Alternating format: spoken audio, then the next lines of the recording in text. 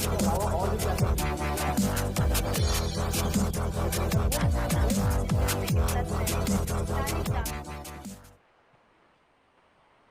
तो आपका यहाँ पे कन्वेयर बेल्ट की कैरिंग कैपेसिटी के बारे में बात किया है।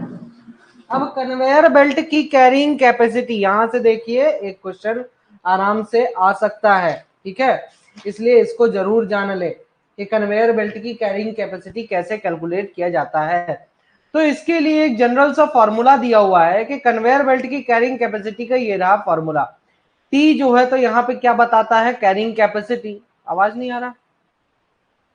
टी जो है तो यहाँ पे कन्वेयर बेल्ट की कैरिंग कैपेसिटी को बताता है, वो भी इसकी एसआई यूनिट क्या है, टन्स पर सेकेंड, ठीक है, तो ये ध्यान में रखिएगा।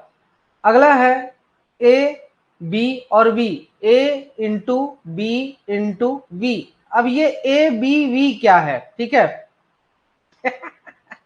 गजब आदमी है। ए बी और वी क्या है, the average cross sectional area of the material, material का जो एवरेज क्रॉस सेक्शनल एरिया होता है, ठीक है, तो उसको हम क्या दर्शाते हैं, ए से दर्शाते हैं, मीटर क्यूबिक मीटर में लिया जाता है। ये कन्वेयर बेल्ट हो गया, इसमें आपका ये भरा पड़ा है, क्या भरा पड़ा है, मटीरियल। अब इसमें इसका क्रॉस सेक्शनल एरिया कितना है, इसका क्रॉस सेक्शनल एरिया कितना है, ये हमें जो है तो दिया रहता है, ठीक है, तो ये मीटर क्यूब में हो गया, इनटू बल्क डेंसिटी टन्स पर मीटर क्यूब में होगा, और आपका इस बेल्ट कन्वेयर की स्पीड कितनी है,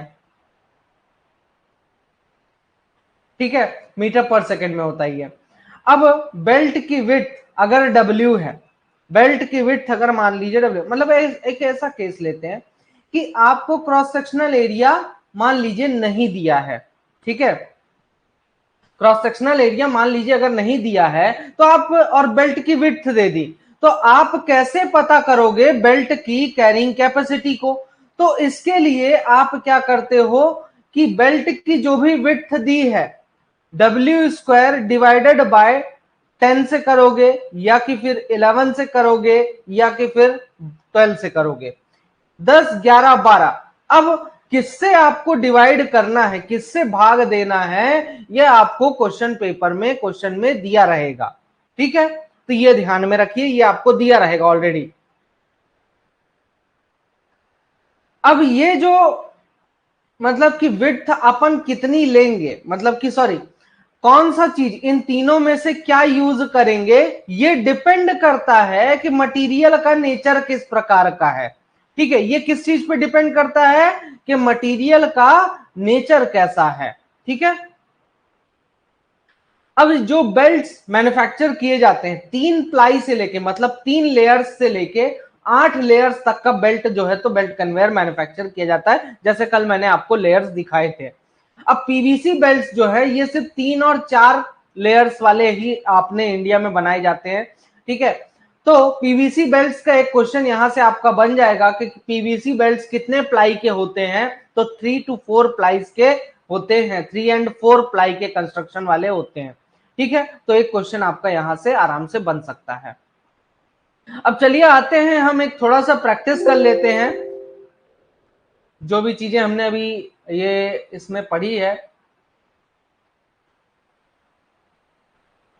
क्वेश्चन देता हूं, उसका आपका न्यूमेरिकल एक आ सकता है यहां से, क्योंकि पर्टिकुलरली जब एक टॉपिक दिया सामने वाले ने तो भाई कुछ सोच समझ के दिया होगा, ठीक है। अब आपको क्या कैलकुलेट करना है, calculate calculate carrying capacity, carrying capacity of conveyor belt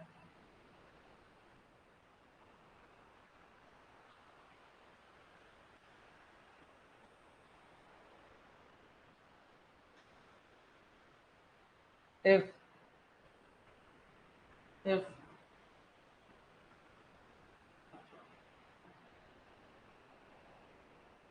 speed is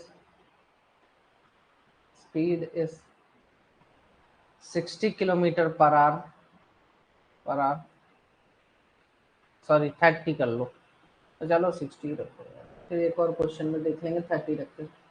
and belt width is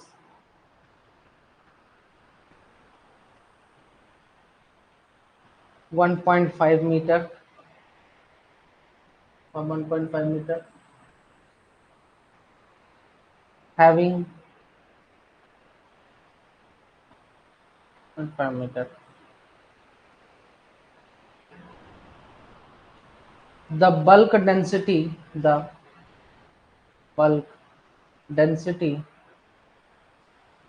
density of material is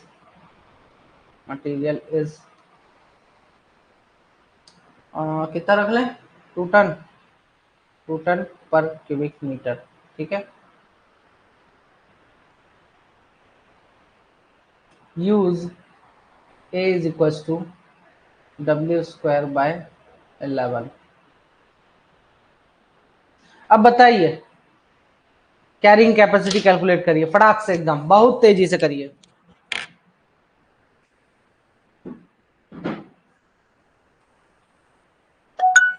पानी लेके आता हूं, तब तक कैलकुलेट करो।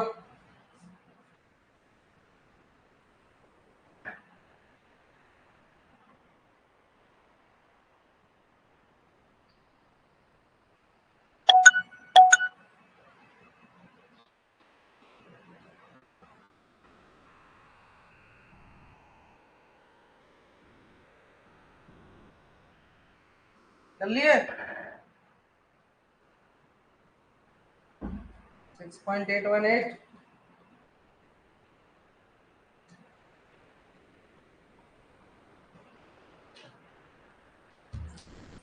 हाँ,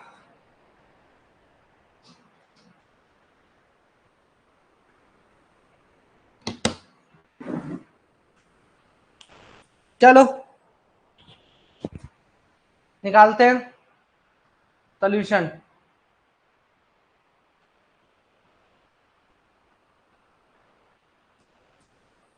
एक क्वेश्चन यहां से आने के बहुत चांसेस हैं।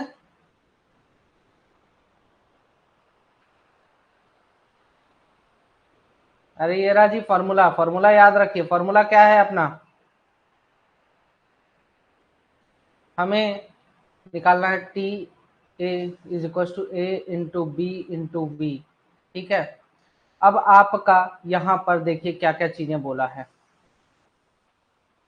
कि आपका जो ए है वो क्रॉस सेक्शनल एरिया है, ठीक है, मीटर क्यूब में, तो ये तो कैलकुलेट करना है। आपका बल्क डेंसिटी टन्स पर मीटर क्यूब, और आपका velocity speed of belt conveyor belt आपका है मीटर पर सेकंड में, ठीक है।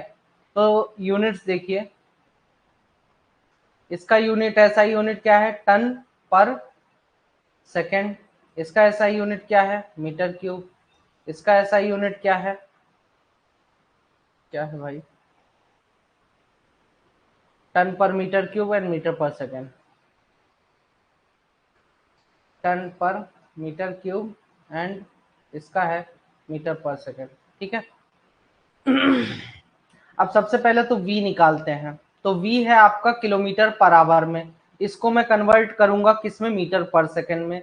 तो 5/18 से मल्टीप्लाई कर देंगे, 5/18 से मल्टीप्लाई कर देंगे। अब ये पूछो जरा कि कैसे आया 5/18, किसी को इसमें डाउट हो तो पूछ सकते हैं। 1000/3600, ठीक है भाई। 1 किलोमीटर में 1000 मीटर, तो मीटर में कन्वर्ट करना है तो 1000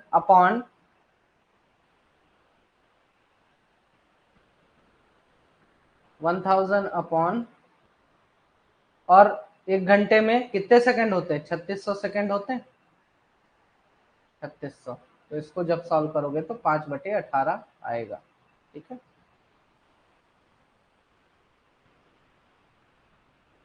चलिए, तो 5/18, ठीक, कितना हो जाएगा, 60 × 5 डिवाइडेड बाय 18, 16.6, 16.7 ले लेते हैं, ठीक है। अब आगे आता है आपका ए निकालना है। ए इज इक्वल टू कितना हो जाएगा भाई, कन्वेयर बेल्ट की विड्थ कितनी है 1.5 का स्क्वायर डिवाइडेड बाय 11, तो 1.5 इंटू 1.5 डिवाइडेड बाय 11, 0.2 कितना आया 0.2। ठीक है, अब इस सभी को फॉर्मूले में पुट कर दीजिए, तो आपका है t इज इक्वल टू ए कितना आया 0.2 इंटू आपका b कितना है 2 दिया हुआ है इंटू आपका और क्या था v कितना आया 16.7, सभी को मल्टीप्लाई कर दीजिए तो आपका आंसर आ जाएगा। तो 0.2 इंटू 2 इंटू 16.7, तो कितना आया 6.68 के आसपास। ठीक है, 6.68 टन पर सेकेंड। ठीक है, तो हमने क्या किया, सबसे पहले जो वेलोसिटी थी वो मुझे 60 किलोमीटर पर आवर में दिया हुआ था, मुझे कन्वर्ट करना था मीटर पर सेकंड में, तो मैंने इसको मीटर पर सेकंड में कन्वर्ट करने के लिए 60 को 5/18 से भाग दिया, मल्टीप्लाई किया, गुणा किया, तो मीटर पर सेकंड में ये आ गया। ठीक है, उसके बाद मुझे एरिया ऑफ क्रॉस सेक्शन निकालना था। एरिया ऑफ क्रॉस सेक्शन जो है तो मीटर स्क्वायर है ना, और मीटर क्यूब कर दिया,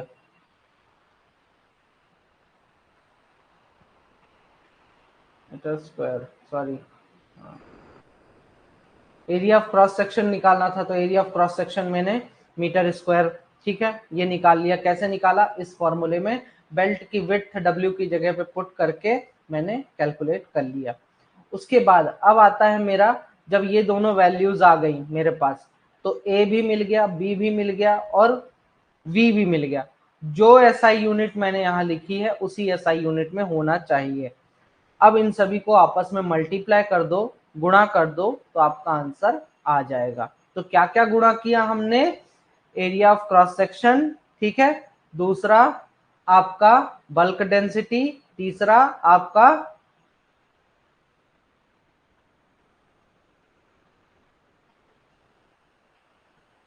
आपका क्या मल्टीप्लाई किया,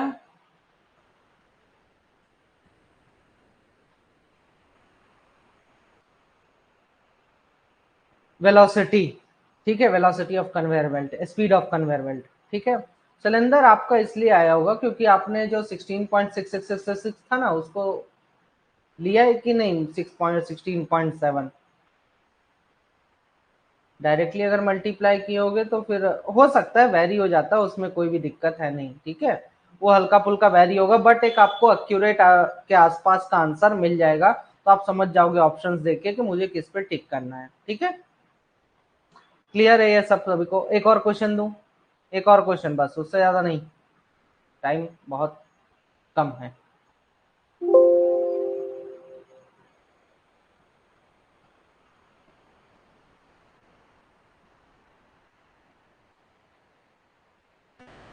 नेक्स्ट क्वेश्चन, मान लीजिए कैलकुलेट करना है, कैलकुलेट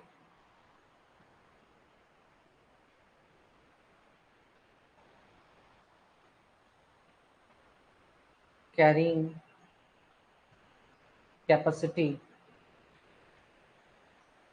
ऑफ बेल्ट कन्वेयर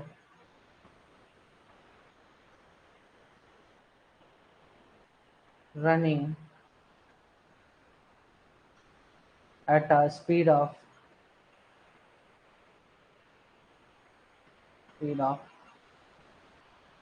हाँ बिल्कुल, छोटा सा ही तो है, इसलिए न्यूमेरिकल आने का चांस है, छोटा सा चीज है ये। ठीक है, at a speed of 30 kilometre per hour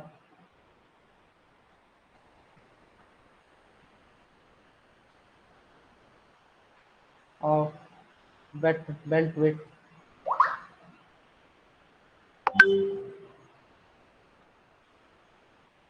of belt width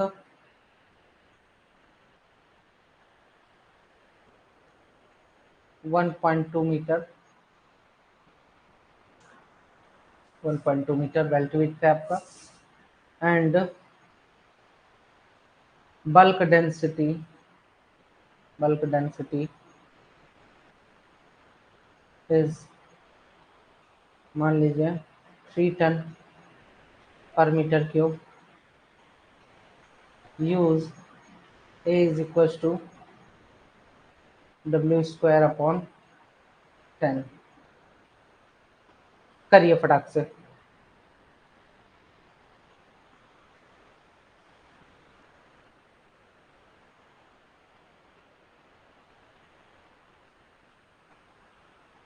solution, तो फॉर्मूला क्या है आपका, T is equal to A into B into V. ये है टन पर सेकेंड, ये है आपका मीटर स्क्वायर, ये है आपका टन पर क्यूबिक मीटर, और ये है आपका मीटर पर सेकेंड। 3.6। अच्छा चलो देखते हैं। तो आपका सबसे पहले वेलोसिटी निकाल लीजिए, 30 गुणे 5/18 कितना हो जाएगा, 30 गुणे 5/18, 8.4 ले लीजिए, चाहे 8.4, ठीक है 8.333 आ रहा है, 8.4 ले लीजिए, या 8.3 भी ले सकते हैं, कोई दिक्कत नहीं है। अगला है आपका क्या, एरिया ऑफ क्रॉस सेक्शन, तो कितना हो जाएगा ये 1.2 का स्क्वायर डिवाइडेड बाय 10, 1.2 इंटू 1.2, 14.4, ठीक है। ये आपका मीटर पर सेकेंड, ये आपका मीटर स्क्वायर। अब T इज इक्वल टू निकाल लीजिए डायरेक्टली। तो A है आपका 14.4 इंटू आपका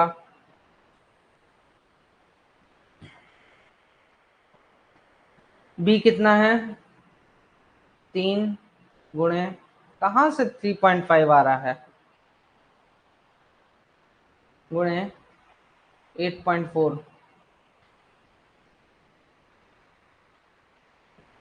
कितना हो जाएगा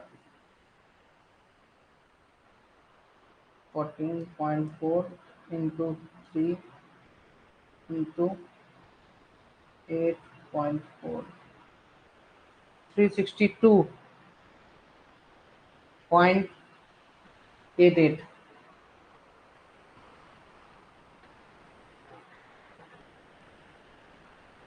क्यों 0.4144 होगा, ऐसी बात करता है जी।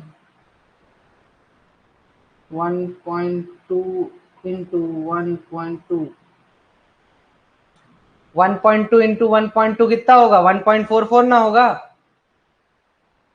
1.44 होगा, डिवाइडेड बाय 10 है, हाँ तो 0.144 ना हो जाएगा।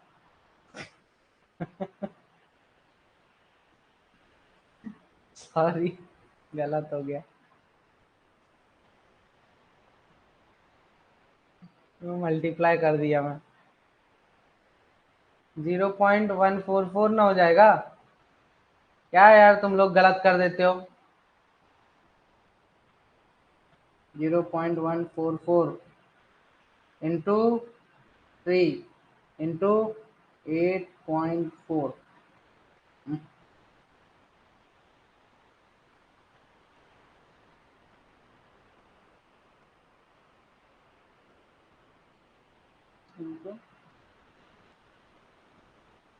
3.6 देख लिए, आ गया ना 3.6।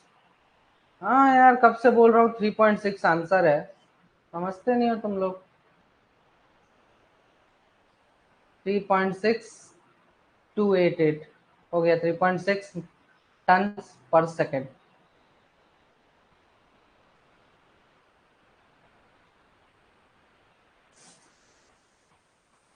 चलो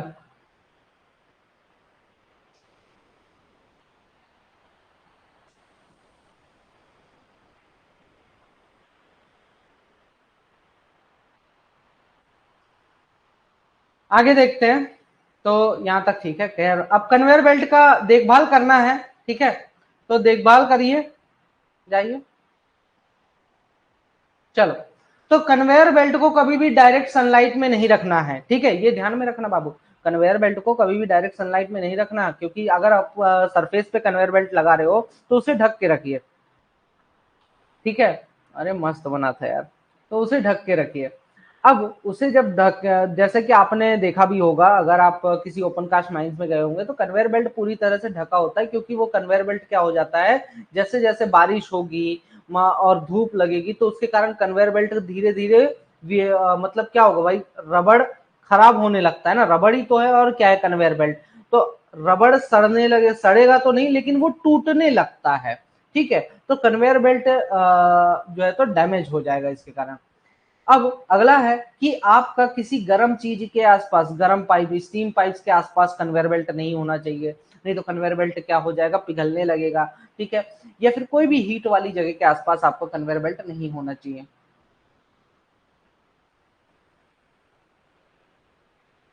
अब आपका ड्राइव और टेल एंड ड्रम्स में का जो साइज होना चाहिए पर्याप्त होना चाहिए, ठीक है, ताकि आपका कन्वेयर बेल्ट में जो है तो शार्प बेंडिंग ना होने पाए। शार्प बेंडिंग से क्या कहना चाहता है बाबू?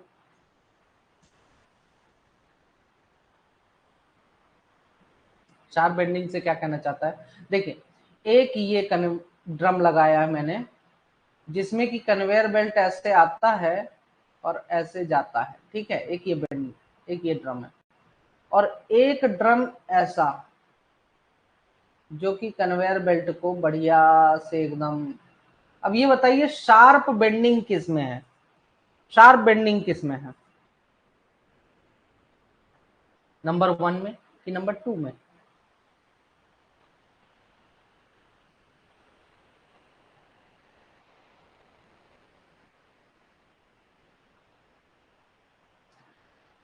नंबर 1 में, बिल्कुल, ठीक है। तो शार्प बेंडिंग ना होने पाए इसी को हम बोलते हैं, ठीक है। तो नंबर 1 में क्या है, शार्प बेंडिंग है, शार्प बेंडिंग, ठीक। तो ये चीज नहीं होनी चाहिए, तो इस चीज को अवॉइड करें। दूसरा, ज्यादा से ज्यादा बेंडिंग्स नहीं होनी चाहिए, जितने कम बेंडिंग्स रखें उतना अच्छा। आपका बेल्ट किसी भी चीज से रगड़ नहीं खाना चाहिए, किसी भी स्टेशनरी चीज से, किसी भी स्टेशनरी चीज से आपका कन्वेयर बेल्ट रगड़ नहीं खाना चाहिए, क्योंकि गर्म होकर आग पकड़ लेगा अगर अपना इग्निशन टेम्परेचर तक वो पहुंच गया। ट्रफ्ड बेल्ट के केस में जो इंक्लिनेशन है साइड रोलर्स का, भाई आपके ये रोलर्स लगे रहते हैं इस प्रकार से, ठीक है, ये रोलर्स लगे रहते हैं। तो आपके साइड रोलर्स कितने हैं, 2 साइड रोलर्स हैं। तो इन साइड रोलर्स का जो इंक्लिनेशन है, जो इंक्लिनेशन है, ठीक है, ये जो एंगल है, ये कभी भी 30 डिग्री से अधिक नहीं होना चाहिए। ये आपका ट्रफ्ड बेल्ट है, ठीक है, ट्रफ्ड बेल्ट इसमें ऐसा रखा होगा। तो साइड रोलर्स का जो आपका क्या है, इंक्लिनेशन है, 30 डिग्री से अधिक नहीं होना चाहिए। अगर कभी देखो, अब क्या होता है कि अगर मान लो आप कॉटन फैब्रिक का बेल्ट यूज करते हो, कॉटन फैब्रिक का बेल्ट यूज करने में दिक्कत क्या है कि आपका वो मॉइस्चर से जल्दी अफेक्टेड होगा। मान लीजिए इतना लंबा बेल्ट है, अब यहाँ पे बेल्ट में पानी पड़ गया और लगातार यहाँ पे पानी आ रहा है, ठीक है, पानी यहाँ भरा पड़ा है, तो धीरे धीरे ये पानी जो है तो कहाँ तक चला जाएगा, आपके पूरे बेल्ट कन्वेयर बेल्ट में फैल जाएगा। ये कौन सा एक्शन कहलाता है, ये जो कन्वेयर बेल्ट में पूरी तरह से पानी फैल रहा है, इसको कौन सा एक्शन कहते हैं, किस तरीके से, क्यों ऐसा हो रहा है? जैसे कि फॉर एग्जांपल सेफ्टी लैंप में बत्ती लगी होती है, ठीक है।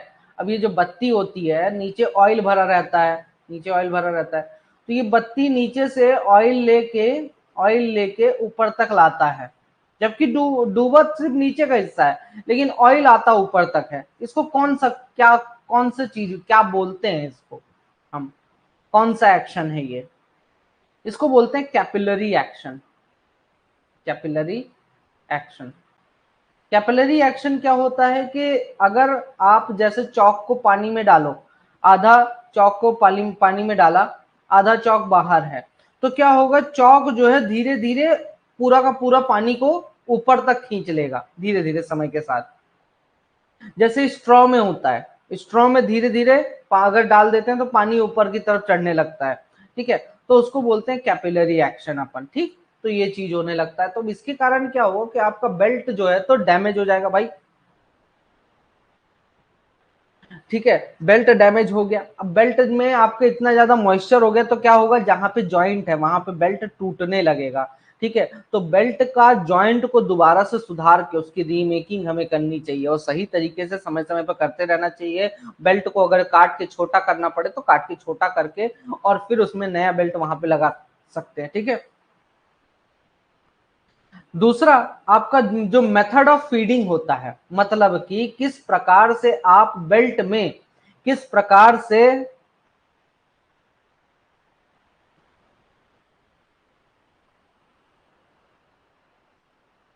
किस प्रकार से आप बेल्ट में मटेरियल फीड कर रहे हो।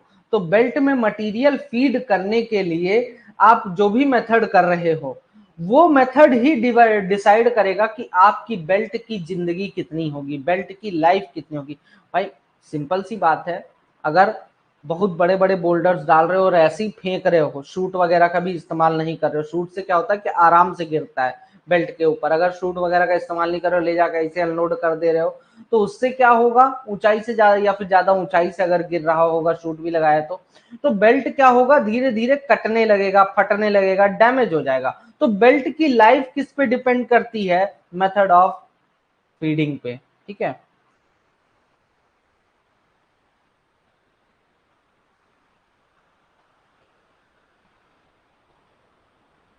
नेक्स्ट है idlers and supporting structures. Idlers और सपोर्टिंग स्ट्रक्चर्स,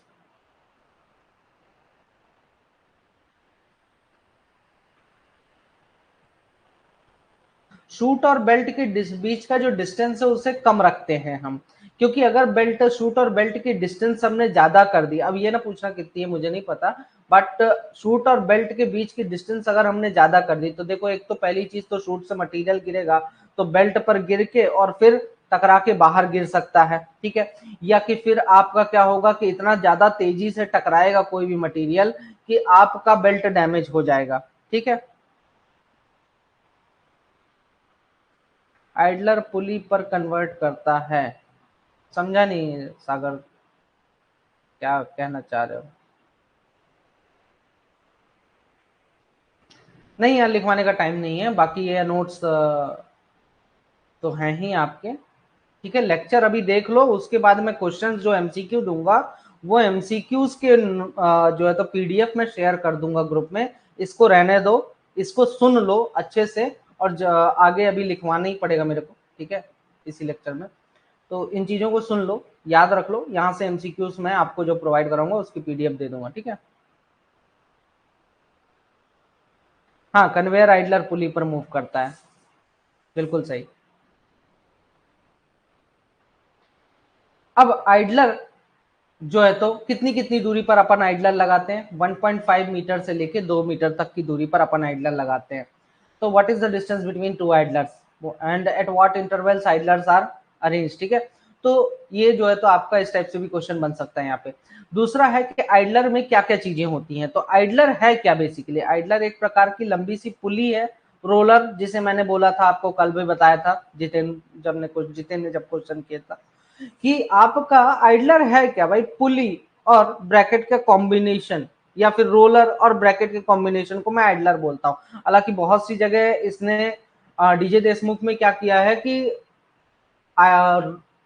रोलर की जगह इसने आइडलर वर्ड का ही डायरेक्ट यूज कर लिया, तो आप कंफ्यूज मत होइएगा। ठीक है, कि सर ने तो ये बताया था, कंफ्यूज मत हो ना, उसने आइडलर वर्ड का यूज कर लिया है और आपको हो सकता है एग्जाम में डायरेक्टली रोलर की जगह आइडलर ही बोल दे।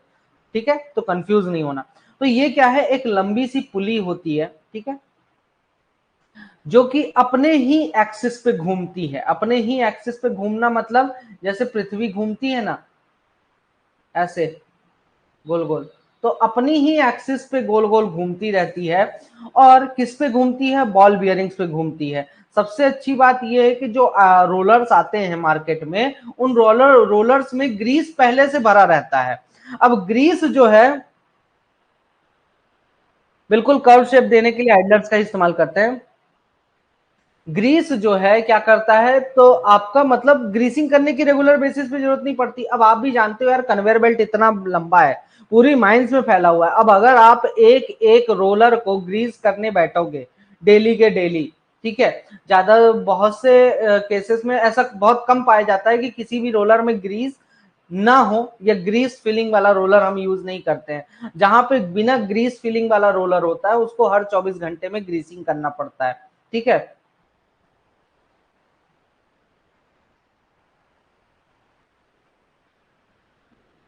हाँ अभी होते हैं, बट जनरली रोलर को ही आइडलर बोल दिया जाता है। कभी कहीं रोलर बोल देंगे, कहीं पुली बोल देंगे, कहीं आइडलर बोल देंगे। ठीक है। तो मैं क्या कह रहा था कि ग्रीस, तो अगर आप आइडलर या फिर रोलर या फिर पुली में ग्रीस भर दो, पहले से ही ग्रीस भर दो, तो आपको उतना लंबा जो है तो पूरी माइंस के रोलर्स को आपको क्या नहीं करना पड़ेगा, आपको अलग से ग्रीसिंग डेली का डेली नहीं करना पड़ेगा। एक टेंशन फ्री मुक्त रहेगा आपका जीवन। ठीक है। तो ये अच्छी बात होती है। तो ग्रीस फील्ड होते हैं आइडलर्स आपके, या रोलर्स आपके, या फिर पुली आपके। ठीक है। अब ट्रफ शेप्ड बेल्ट का इस्तेमाल हमें किस लिए करना चाहिए, जो ब्रोकन या फिर लूज मटेरियल है उनके ट्रांसपोर्ट के लिए।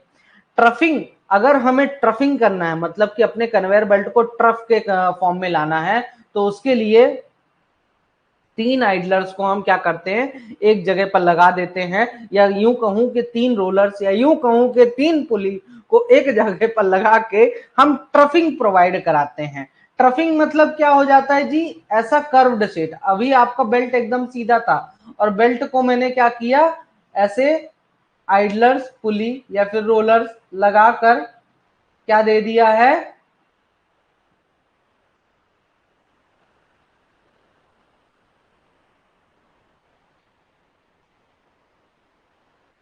नहीं मैक्स का रीसेट रहता है आदित्य वहां पे। पंडित जी वहां पे मैक्स वाला नहीं रहता है कि मैक्सिमम कितने आइडलर्स आप लगाओगे।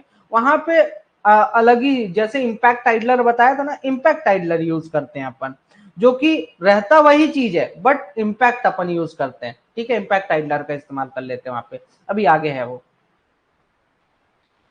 तो इस प्रकार से हम आइडलर्स, रोलर्स वगैरह लगा के, हाँ तो पंडित जी पहला वो पंडित जी है भाई, पंडित को यार हम लोग इज्जत देते हैं, क्यों। कथा वथा सुनाते हो कि नहीं अजय, क्या नाम है, आदित्य।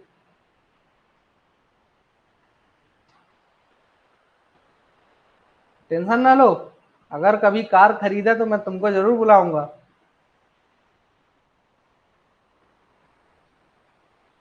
हाँ। अब आइडलर्स का इंक्लिनेशन तो सीख लो। आइडलर्स का इंक्लिनेशन जो है कितना होना चाहिए, 20 डिग्री से लेके 30 डिग्री के बीच का आइडलर्स का इंक्लिनेशन होना चाहिए। अरे अब कहीं नौकरी वोकरी लग जाए तो ले ले यार। ठीक है। 20 से 30 डिग्री आइडलर्स का क्या होना चाहिए, इंक्लिनेशन होना चाहिए। ऐसा कहा जाता है कि 20 से 30 डिग्री के आसपास आप रख सकते हो। ठीक है।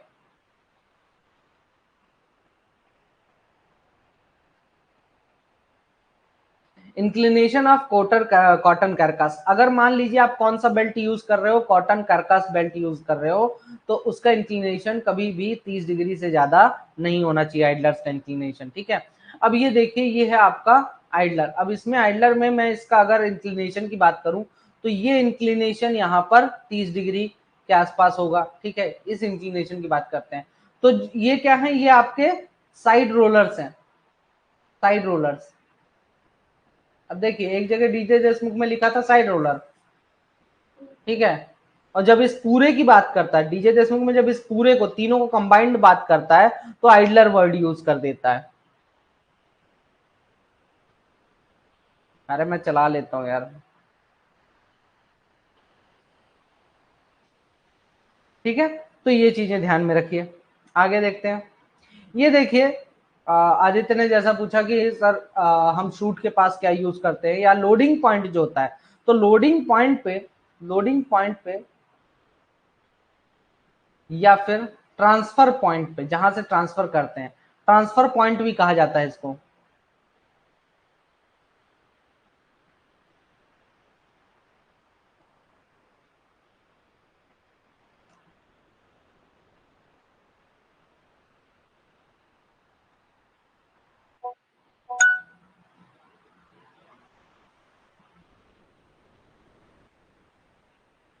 प्रदान की लैंग्वेज में किसे, ट्रांसफर पॉइंट। तो ट्रांसफर पॉइंट में हम कैसा लगाते हैं, ये कौन से आइडलर्स लगाते हैं, हम इंपैक्ट आइडलर लगाते हैं। क्या, इंपैक्ट आइडलर। अब ये इंपैक्ट आइडलर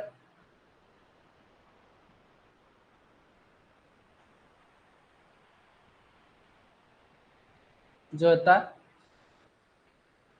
तो इंपैक्ट आइडलर आपका कैसा होता है, रबर कोटेड होता है, रबर कोटेड, ठीक है, रबर कोटेड होता है आपका इंपैक्ट आइडलर, तो इसका इस्तेमाल करते हैं। अब ऐसी जगह मान लीजिए है कि जहां पर आपका कन्वेयर बेल्ट की विड्थ ज्यादा है, कन्वेयर बेल्ट की जब विड्थ ज्यादा है, तो ज्यादा विड्थ के केस में हम क्या करते हैं कि ढेर सारे आइडलर्स का एक सेट लगाते हैं, मतलब 3 से अधिक आइडलर्स का सेट लगाते हैं, ठीक है।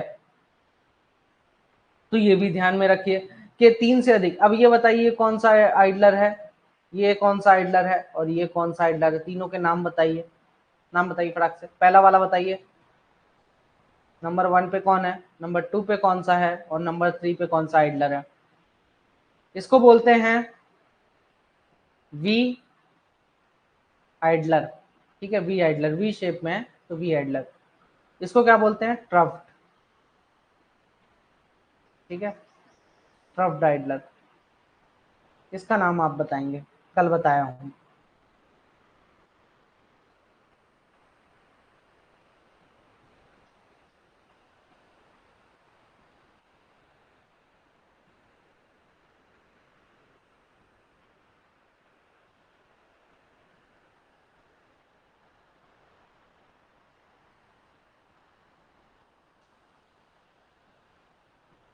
गार्लैंड आइडलर, गार्लैंड आइडलर बोलते हैं इसको।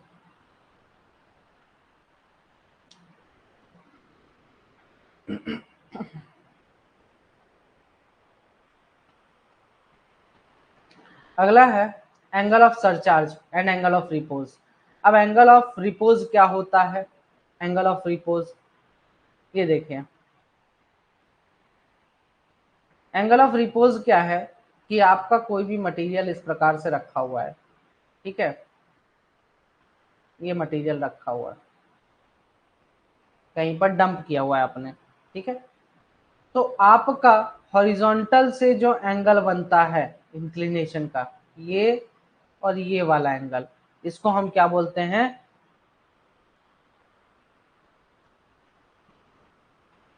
तो क्या बोलते हैं, एंगल ऑफ रिपोज। ये है आपका एंगल ऑफ रिपोज। खास बात ये याद रखनी है कि एंगल ऑफ रिपोज अपन आखिर कहां पर कैलकुलेट करते हैं। तो एंगल ऑफ रिपोज कहां पर कैलकुलेट किया जाता है, जब आपका बेल्ट रुका हुआ रहता है या फिर जब आपका स्टॉक पाइल रहता है, मतलब कि जब आप स्टॉक यार्ड में जो है तो स्टोर करके रखते हो, जब आप बेंचेस बनाते हो, तो उस केस में हम एंगल ऑफ रिपोज कैलकुलेट करते हैं, ठीक है। जब मटेरियल को आप डंप करके रखते हो कहीं पे, या रुका हुआ है, स्टेशनरी मटेरियल है, मटेरियल एक जगह पे रखा हुआ है, तो उस केस में हम angle of repose calculate, angle of repose निकालते हैं, ठीक है। अगला, एंगल ऑफ रिपोज से अगर हम कैलकुलेट करते हैं तो हम इसकी मदद से क्या मेजर कर रहे हैं, डायरेक्टली अगर क्या चीज को हम मेजर कर रहे हैं, तो हम ये क्या मेजर कर रहे हैं, हम स्टैटिक फ्रिक्शन मेजर कर रहे हैं। स्टैटिक फ्रिक्शन मतलब कि जैसे फॉर एग्जांपल आपका ये बेंच बनाया आपने, ठीक है, ये बेंच बना के रखा हुआ आपने, ठीक है, ये मटेरियल डंप किया है, बकायदा बेंचेस वगैरह बना के आपने मटेरियल को डंप किया।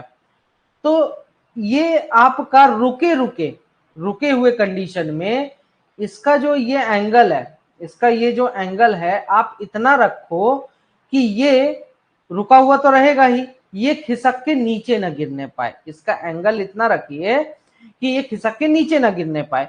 अब खिसक के नीचे कब गिरेगा, जब इसका वेट, ऊपरी हिस्से का वेट अधिक हो जाएगा, किससे, फ्रिक्शन से। भाई ये नीचे कब तक नहीं आएगा, जब तक इसको ऊपर की तरफ कोई चीज धक्का दे रही होगी।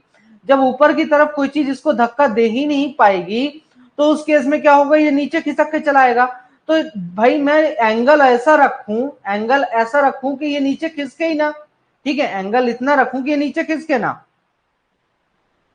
तो इसको ऐसी जगह पर हम एंगल ऑफ रिपोज कैलकुलेट करते हैं। ध्यान से सुन लो, स्टेशनरी चीजों के लिए, रुकी हुई चीजों के लिए एंगल ऑफ रिपोज कैलकुलेट किया जाता है, ठीक है। या फिर आपका कन्वेयर बेल्ट रुका हुआ है, नहीं चल रहा है, तो उस केस में आप एंगल ऑफ रिपोज कंसिडर करते हैं, ठीक है। अगर मान लीजिए आपका कन्वेयर बेल्ट चल रहा है, तो उस केस में, मूविंग बेल्ट के केस में, आप एंगल ऑफ सरचार्ज निकालते हो, ठीक है। Angle of surcharge moving material के लिए है, angle of repose stationary material के लिए है। Angle of surcharge moving material के लिए है और एंगल ऑफ रिपोज रुके हुए मटेरियल के लिए है, स्टैटिक मटेरियल के लिए है, ठीक है। एंगल ऑफ सरचार्ज में जैसे हमने यहां पे स्टैटिक फ्रिक्शन कैलकुलेट किया कि रुका हुआ मटेरियल का फ्रिक्शन कितना होना चाहिए, तो स्टैटिक फ्रिक्शन है। लेकिन अगर मूविंग मटेरियल है तो उस केस में हम क्या मेजर कर रहे हैं, काइनेटिक फ्रिक्शन कैलकुलेट कर रहे हैं। क्योंकि आप भी जानते हो, मान लीजिए आपके पास एक डंपर है, ठीक है। अब डंपर में ये आपका डंपर, ठीक है।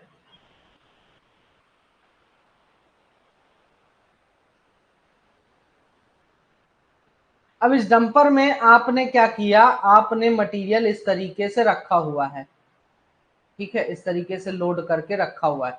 अब क्या होगा कि आप जैसे ही डंपर आपका इस डायरेक्शन में मूव करेगा, तो ये मटेरियल किधर खिसकेगा, इधर। अब आपको मटेरियल, ध्यान से सुनना, मटेरियल किस डायरेक्शन में भागेगा, इस डायरेक्शन में, ठीक है। अब मटेरियल का अगर आपने angle of surcharge, moving material का अगर आपने सही तरीके से एंगल ऑफ सरचार्ज नहीं निकाला है कि भाई मेरा ये एंगल कितना होना चाहिए, ये एंगल आखिर कितना होना चाहिए, अगर आपने एंगल ऑफ सरचार्ज सही नहीं रखा है, तो उस केस में क्या होगा, मटेरियल धड़धड़ा के नीचे गिर जाएगा, कुछ हिस्सा गिरेगा कि नहीं गिरेगा, सिंपल सी बात बोल रहा हूं ना भाई। तेजी से डंपर आगे बढ़ेगा तो मटेरियल नीचे गिरेगा, पीछे की तरफ भागेगा। अगर आपने एंगल ऑफ सरचार्ज सही रखा है तो क्या मटेरियल उस केस में नीचे नहीं गिरेगा। बेसिकली काइनेटिक फ्रिक्शन, मतलब कि मूवमेंट होने पर जो फ्रिक्शन है, तो मूवमेंट होने पर फ्रिक्शन से ज्यादा ना हो जाए, क्या, इसका लोड, जो इसका लोड आ रहा है नीचे की तरफ भागने के लिए, वो लोड फ्रिक्शन से ज्यादा ना हो जाए, तो काइनेटिक फ्रिक्शन हम निकालते हैं, ठीक है। क्लियर है ये चीज, देखो ये चीज क्लियर रखना, क्योंकि यहां से क्वेश्चन आना कंफर्म है आपका। देखिए, इसलिए इतना फोकस कर रहा हूं इन चीजों पे, क्योंकि आपका कन्वेयर बेल्ट अलग से टॉपिक ही दिया हुआ है। अब कन्वेयर बेल्ट अलग से टॉपिक दिया हुआ है तो जाहिर सी बात है भाई, 2-3 क्वेश्चन तो उससे होंगे ही, मिनिमम 2 तो क्वेश्चन होने ही होने चाहिए, ठीक है।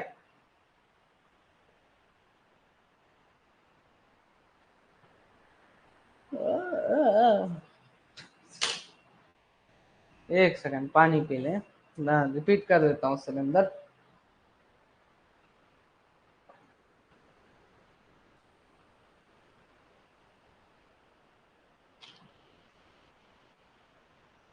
हाँ, गला छिल जाता है यार बोलते बोलते।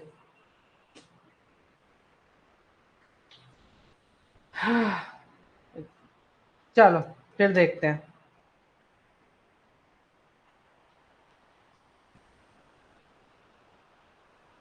बिल्कुल, ना ना, लोडिंग में आप यूज करते हो।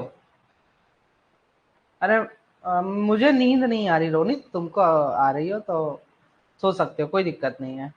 आई am not forcing you to take the class. तो बाबू, फिर से एंगल ऑफ सरचार्ज क्या है, क्या है एंगल ऑफ सरचार्ज।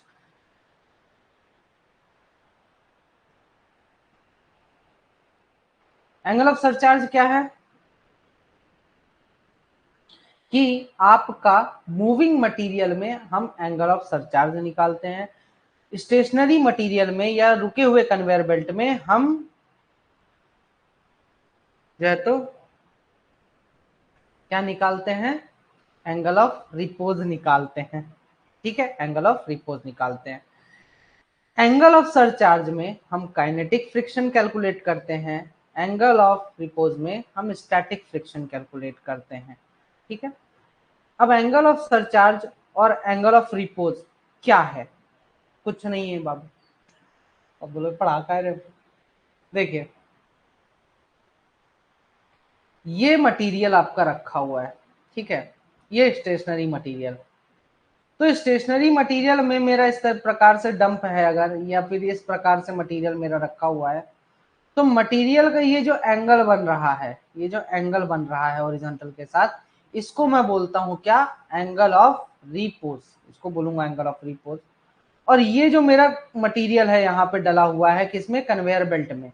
तो ये जो एंगल मेरा बनता है, ठीक है, इसको मैं बोलता हूं एंगल ऑफ सरचार्ज।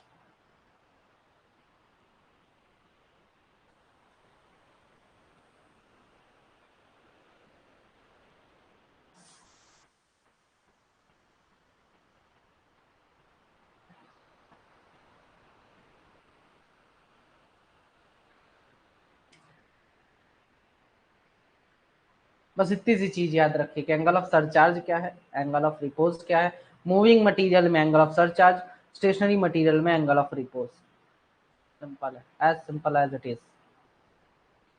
ठीक है, आगे देखते हैं।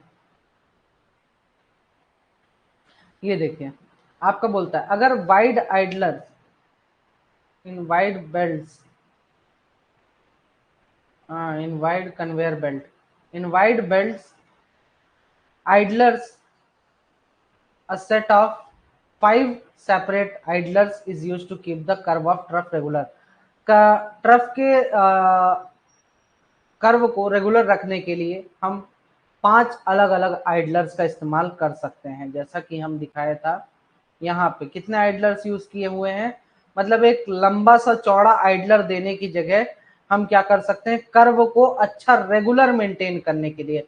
इसमें क्या है, कर्व रेगुलर मेंटेन नहीं होता है, तो इसमें हम क्या करते हैं, छोटे छोटे आइडलर्स लगा देते हैं। 5 का सेट होगा, 1 2 3 4 5। ठीक है, smooth curve, very good Vishwajit, smooth curve provide कराने के लिए हम ढेर सारे आइडलर्स का इस्तेमाल कर सकते हैं। आइडलर्स में क्या भरा होता है, ग्रीस भरा होता है।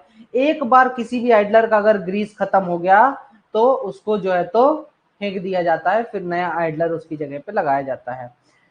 बेसिकली ग्रीस भरे हुए आइडलर का फायदा क्या है कि जब आप इंस्टॉलेशन करोगे या फिर जब तक आपका आइडलर चलता रहेगा अपनी पूरी जिंदगी में, आइडलर की जितनी भी लाइफ होगी, तो आपका आइडलर में आपको ग्रीसिंग करने की बार बार जरूरत नहीं पड़ेगी। कुछ आइडलर्स ऐसे हैं जिनकी ग्रीसिंग हर 24 घंटे में आपको करनी पड़ती है। आइडलर्स में ग्रीसिंग करने के लिए क्या यूज करते हैं, ये क्वेश्चन आपसे पूछ सकता है। तो ग्रीस निप्पल्स का इस्तेमाल किया जाता है। ठीक है, ट्रांसफर पॉइंट या फिर लोडिंग पॉइंट पर थिक रबर लेयर्ड आइडलर्स का हम इस्तेमाल करते हैं ताकि फॉलिंग मटेरियल का, मतलब गिरने वाले मटेरियल के इम्पैक्ट को वो झेल सके। आइडलर्स किस पे सपोर्टेड होते हैं, चैनल पे सपोर्टेड होते हैं, कल बताया था। और चैनल किस पे सपोर्टेड होता है, स्टूल्स पे सपोर्टेड होता है। अब एक चैनल की लंबाई कितनी होती है, लगभग 3 से 4 मीटर एक चैनल की लंबाई होती है। चैनल को दो चैनल्स को जोड़ने के लिए ग्रीस गन, हाँ ग्रीस गन भी यूज करते हैं, इसको ग्रीस गन भी बोल सकते हो, सेम चीज है, ग्रीस गन, ग्रीस गन भी बोल सकते हो। ठीक है, तो आपका नट और बोल्ट की मदद से आप चैनल्स को जो है तो एक साथ जोड़कर रख सकते हो। अंडरग्राउंड माइंस में बोलता है कि आपका ये जो फ्रेम है, मतलब चैनल है, ठीक है, ये चैनल आपका लगा हुआ है। अब चैनल के ऊपर आपका इस तरीके से ब्रैकेट रखा हुआ है, ब्रैकेट के ऊपर आपके आइडलर लगे हुए हैं, उसके ऊपर आपका बेल्ट रखा हुआ है। तो ये जो चैनल्स हैं, ठीक है, तो चैनल्स को आप कहां पर रख दो, बोलता है अंडरग्राउंड माइंस में जमीन पर रख के ही आप काम कर चला सकते हो। हाँ, लेकिन जब डिस्चार्ज पॉइंट की बात करते हैं, जब डिस्चार्ज पॉइंट की बात करें या फिर कुछ ऐसे पॉइंट्स जहां पे मान लीजिए कि आपके हॉलेज को क्रॉस कर रहा है कन्वेयर बेल्ट, या फिर आपके ट्रेवलिंग रोडवे को क्रॉस कर रहा है, तो वहां पर आपको कन्वेयर बेल्ट को क्या करना है, आई बोल्ट्स और चेन्स का इस्तेमाल करके रूफ से ही लटका देना है। रूफ से लटका दो कन्वेयर बेल्ट को। ये जो देखा है आपने, ये जो दिखाया हूं ना मैं, ये रूफ वाला अरेंजमेंट भी कह सकते हो इसको, ठीक है। ऐसे रूफ से यहां से जो है तो चैन लगा के आप टांग सकते हो कन्वेयर बेल्ट को अपने, ठीक है।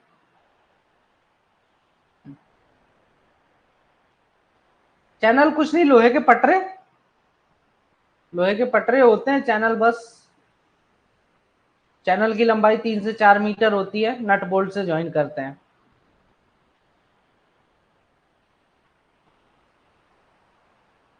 ये देखिए, ये इस प्रकार से, ये आपका चैनल है, ठीक है। अब चैनल ये इस प्रकार से जमीन पे रखा हुआ है, ठीक है। और इसके ऊपर ये देखिए, ये आपका आइडलर्स लगा हुआ है। डीजे देशमुख की बुक खोल लीजिए, अगर नहीं समझ में आ रहा है इसमें तो हो सकता है नहीं ही आए। ये आइडलर्स लगे हुए हैं इसमें, ये आइडलर्स लगे हुए हैं इसमें, ठीक है। अब रेल की पटरी जैसा आपका चैनल होता है, ठीक। और इनको हम आपस में ज्वाइंट किससे करते हैं, नट बोल्ट का इस्तेमाल करके ज्वाइंट करते हैं। जहां पर मुझे लगता है कि मेरा नीचे से हॉलेज जाना वाला है, तो वहां पर मैं चैन्स का इस्तेमाल करके, चैन का इस्तेमाल करके रूफ से अपने क्या करूंगा, कन्वेयर बेल्ट को हवा में टांग दूंगा। अब इसके नीचे से हम बढ़िया से बुचुक के निकल लेंगे, ठीक है। अब एक क्वेश्चन और इंपॉर्टेंट है।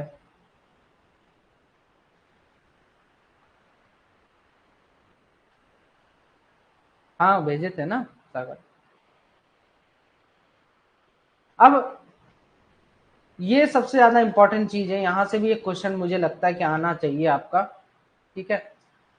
अब आपके जो डायरेक्शन है किसका, आइडलर का, ध्यान से समझना, डिलीवरी एंड ड्रम का और टेल एंड ड्रम का जो डायरेक्शन है, वो बेल्ट के ट्रेवल डायरेक्शन के राइट एंगल पे होना चाहिए। क्या समझ में आ रहा भाई इस बात से?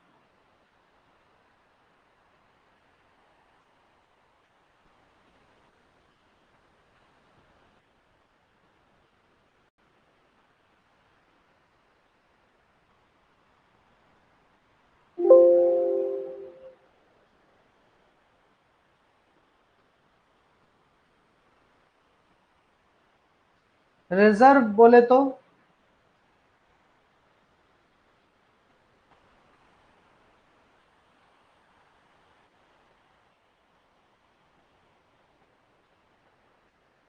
रिजर्व बोले तो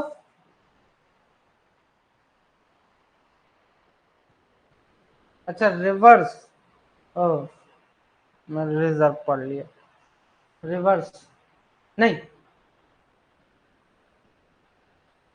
मेरे हिसाब से हाँ कर सकते हैं बिल्कुल, लेकिन हम करेंगे नहीं, उल्टा घुमाएंगे ही नहीं।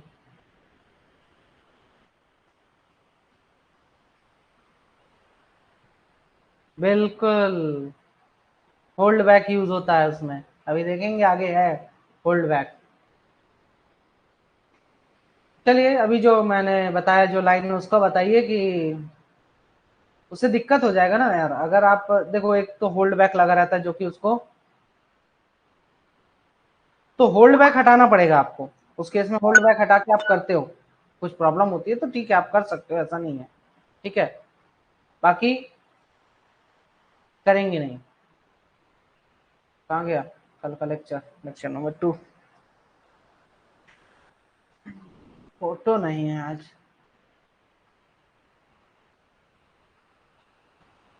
ये देखिए, अब आपको कन्वेयर बेल्ट दिखाता हूं। ये कन्वेयर बेल्ट है, पहला वाला देखिए फोटो। ये देखिए, इस फोटो में देखिए आपका कन्वेयर बेल्ट किस डायरेक्शन में मूव कर रहा है, इस डायरेक्शन में, ठीक है। कन्वेयर बेल्ट किस डायरेक्शन मूव कर रहा है, इस डायरेक्शन में मूव कर रहा है, ठीक। और आपका ये जो ड्रम है ये कैसा लगा हुआ है, ऐसा लगा हुआ है। कन्वेयर बेल्ट ऐसा मूव कर रहा है, ड्रम लगा हुआ है ऐसा, ठीक है। कन्वेयर बेल्ट ऐसा मूव कर रहा है इस डायरेक्शन में, और ड्रम लगा है आपका इस डायरेक्शन में। तो ये कितने डिग्री का एंगल बना रहा है, कितने डिग्री का एंगल बना रहा है?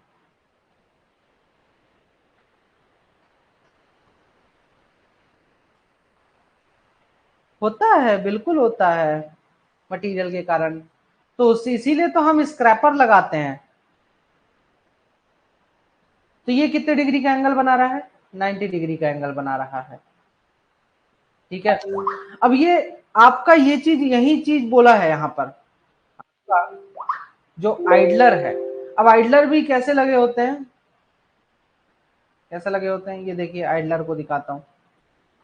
अब मान लीजिए आपका कन्वेयर बेल्ट कैसा मूव करेगा, कन्वेयर बेल्ट मान लीजिए इस डायरेक्शन मूव कर रहा है, और आपका आइडलर कैसा लगा हुआ है, ऐसा लगा हुआ है।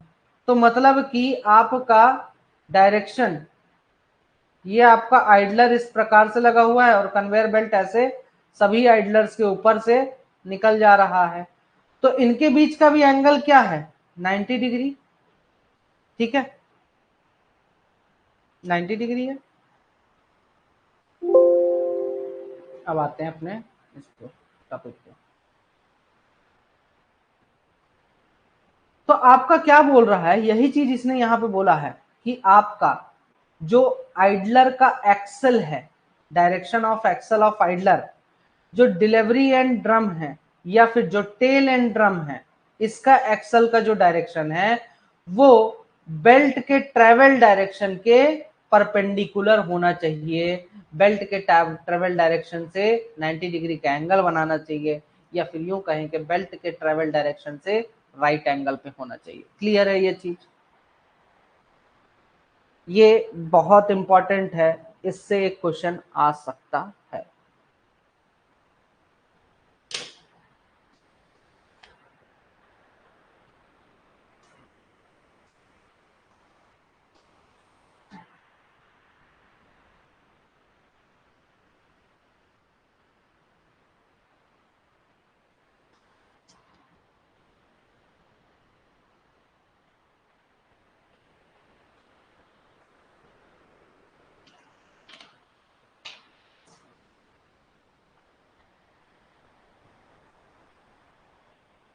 नहीं जी, अब बेल्ट कन्वेयर अगर आप यह नहीं करते हो तो इसके कारण क्या हो सकता है, आपका बेल्ट कन्वेयर अपनी सेंटर लाइन से भटक सकता है।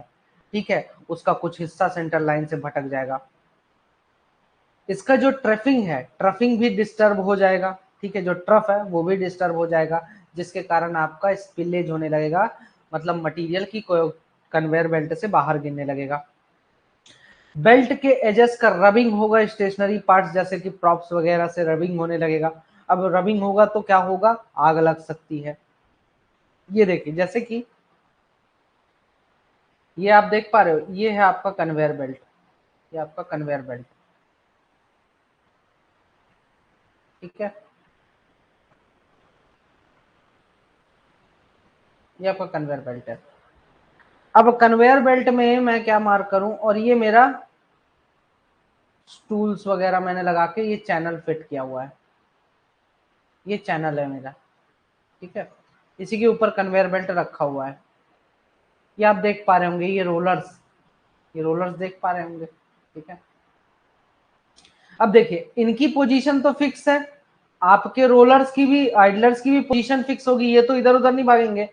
लेकिन कन्वेयर बेल्ट, कन्वेयर बेल्ट क्या होगा आपका, अगर सही तरीके से आपने इनको फिट नहीं किया हुआ है तो कन्वेयर बेल्ट देख रहे हैं, यहां पे कन्वेयर बेल्ट का डिस्टेंस ज्यादा है और यहाँ पे कन्वेयर बेल्ट का डिस्टेंस इतना है। चलो ठीक है, यहाँ पे तो हमने ठीक है इतना रखा डिस्टेंस, लेकिन यहां पे सिर्फ इतू सा डिस्टेंस था, आगे चल के कन्वेयर बेल्ट टेढ़ा हो गया, ये डिस्टेंस बढ़ गया और ये डिस्टेंस घट गया। समझ पा रहे हो? तो सेंटर लाइन से, जो सेंटर लाइन है, तो ये मान लीजिए मेरा सेंटर हो गया, तो सेंटर से मेरा कन्वेयर बेल्ट खिसक गया इधर तरफ, इधर। ठीक है, इसमें तो ये चीज ना होने पाए, अगर खिसका तो क्या होगा, ये दिक्कतें आपका आ सकता है कि सेंटर लाइन से वॉन्डर अवे हो सकता है, जिसके कारण ट्रफिंग डिस्टर्ब होगा और आपका बेल्ट किसी चीज से रगड़ खाने लगेगा। अब बात करते हैं टेंशन अरेंजमेंट्स की।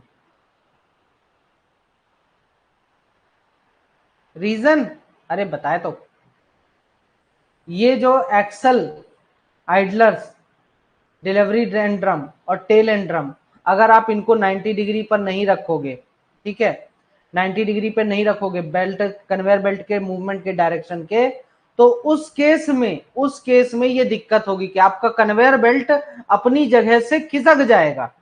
अरे सिंपल सी भाषा में बोलूं तो कन्वेयर बेल्ट अपनी जगह से खिसक जा रहा है, और अपनी जगह से अगर कन्वेयर बेल्ट खिसक गया तो क्या होगा, डिस्टरबेंस होगा, है ना भाई। कटोरा कटोरे जैसा ही तो है, ये देखिए इस प्रकार से।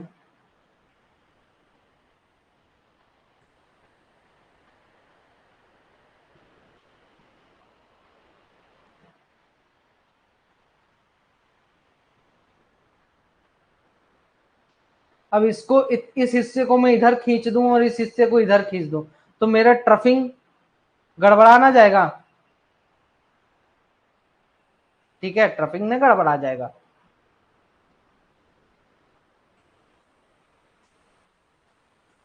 हाँ, मटेरियल के वजह से भी हो सकता है, बिल्कुल हो सकता है।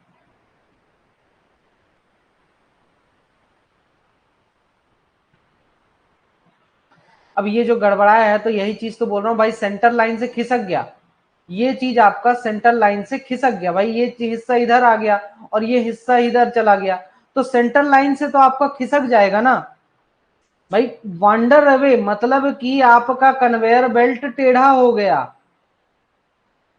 ऐसा हो गया,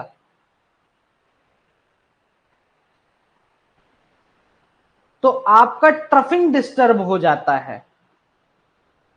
कन्वेयर बेल्ट टेढ़ा हो जाना, वांडर अवे हो जाना, मतलब कि इधर उधर भागने लगना, तो मूवमेंट में भी दिक्कत आएगी।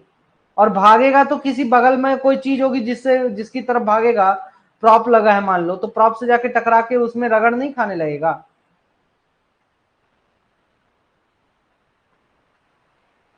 हाँ, अब आते हैं टेंशन अरेंजमेंट पे। आपको टेंशनिंग प्रॉपर प्रोवाइड करानी है, मतलब कि टाइटनेस, कि कन्वेयर बेल्ट अच्छा खासा टाइट हो।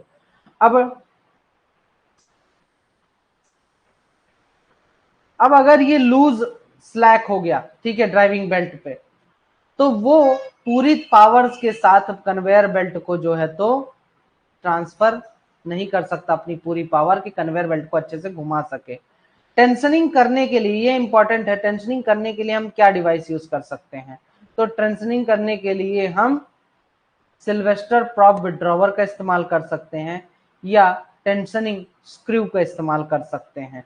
टेंशनिंग मतलब मुझे क्या करना है, ये मेरे ड्रम्स, अब मुझे ड्रम्स को पकड़ के खींचना है, ड्रम को पकड़ के खींचना है ताकि तनाव पैदा हो और अच्छे से कन्वेयर बेल्ट टाइट हो जाए, लूज ना रहे कहीं पर भी। तो ड्रम को पकड़ के खींचने के लिए तो भाई सिंपल सी बात है यार, प्रॉप को खींचने के लिए सिल्वेस्टर प्रॉप विड्रॉवर का इस्तेमाल करते हो, तो यहाँ पे भी ना कर लोगे, खींचना ही तो है तो खींच लेंगे, ठीक है। अब इंसान में तो इतनी ताकत नहीं है कि ड्रम को पकड़ के खींच ले, ठीक। तो टेंशनिंग इन चीजों से किया जा सकता है। ऐसा कहता है कि भाई बेल्ट कन्वेयर्स का एक्सटेंशन आप कब करोगे, जब आपका रोडवे 90 मीटर जो है तो एडवांस कर जाता है, और लगभग 9 मीटर का आपको जो एक्सटेंशन है वो कहां से मिल जाता है, लूप टेकअप अरेंजमेंट से आपको मिल जाता है। परमानेंट टेंशनिंग कहाँ की जाती है, मतलब कि जो टेंशनिंग का काम है एक बार कर दो और दोबारा करने की फिर जरूरत ना पड़े, या फिर बहुत समय बाद दोबारा करने की जरूरत पड़े, तो ये हम कौन से ड्रम में करते हैं परमानेंट टेंशनिंग, ड्राइव हेड वाले ड्रम में करते हैं, जिसकी लोकेशन फिक्स है।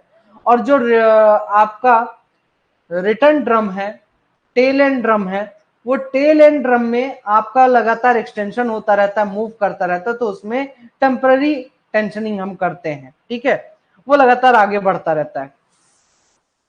अगर ज्यादा टाइट कर दोगे बेल्ट को तो इसके कारण एक्सेसिव स्ट्रेस होगा बेल्ट पे, ठीक है, लोडेड बेल्ट पे, और जिसके कारण आपका बेल्ट क्या हो सकता है, ब्रेक हो सकता है, डैमेज हो सकता है, ठीक है, और बेल्ट की लाइफ भी घट सकती है।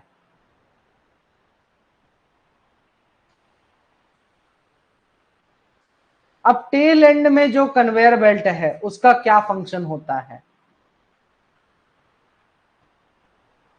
टेल एंड में जो कन्वेयर बेल्ट है उसके पास एक ऐसा ड्रम होता है जो कन्वेयर बेल्ट को वापस से भेज देता है अपने काम पे। ठीक है भाई, कन्वेयर बेल्ट है ये जो आपका, मान लीजिए कन्वेयर बेल्ट लगा हुआ है। अब ये आपका टेल एंड ड्रम और ये आपका मेन एंड ड्रम। अब ये कन्वेयर बेल्ट इधर से आता है और इधर जाता है। ठीक है, तो ये कन्वेयर बेल्ट को क्या करता है, ऐसे लेके और इसे वापस से रिटर्न कर देता है। ठीक है, तो इन ऐसा ड्रम लगा होना चाहिए जो कि कन्वेयर बेल्ट को वापस से रिटर्न कर दे, पहली चीज। दूसरी चीज, to guard the belt and the drum from being folded by small pull or other material being conveyed। जो आपका कन्वेयर बेल्ट होता है या जो ड्रम होता है उसको सुरक्षित रखने के लिए भी इसका इस्तेमाल किया जाता है।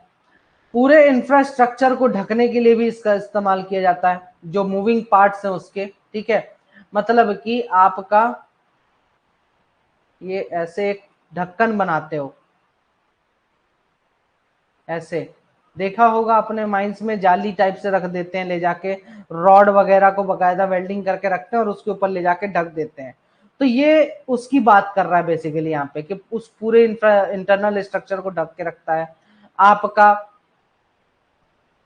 जो ड्रम है, जो बेल्ट है, उसको वहां पर कोयले से के कारण फोल्ड नहीं होना चाहिए या फिर डैमेज ना होने पाए, इससे बचाने के लिए भी ये काम आता है यहाँ पे।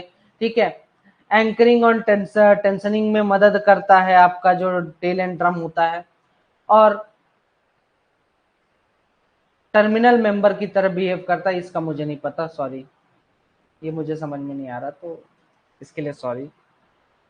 अगर होगा तो मैं एमसीक्यू वाले में समझ में आएगा तो मैं बता दूंगा। अगला है सीक्वेंस कंट्रोल। सीक्वेंस कंट्रोल क्या है, क्या होता है सीक्वेंस कंट्रोल? सीक्वेंस कंट्रोल देखिए, ये मान लीजिए आपका एक कन्वेयर बेल्ट, ये दूसरा कन्वेयर बेल्ट।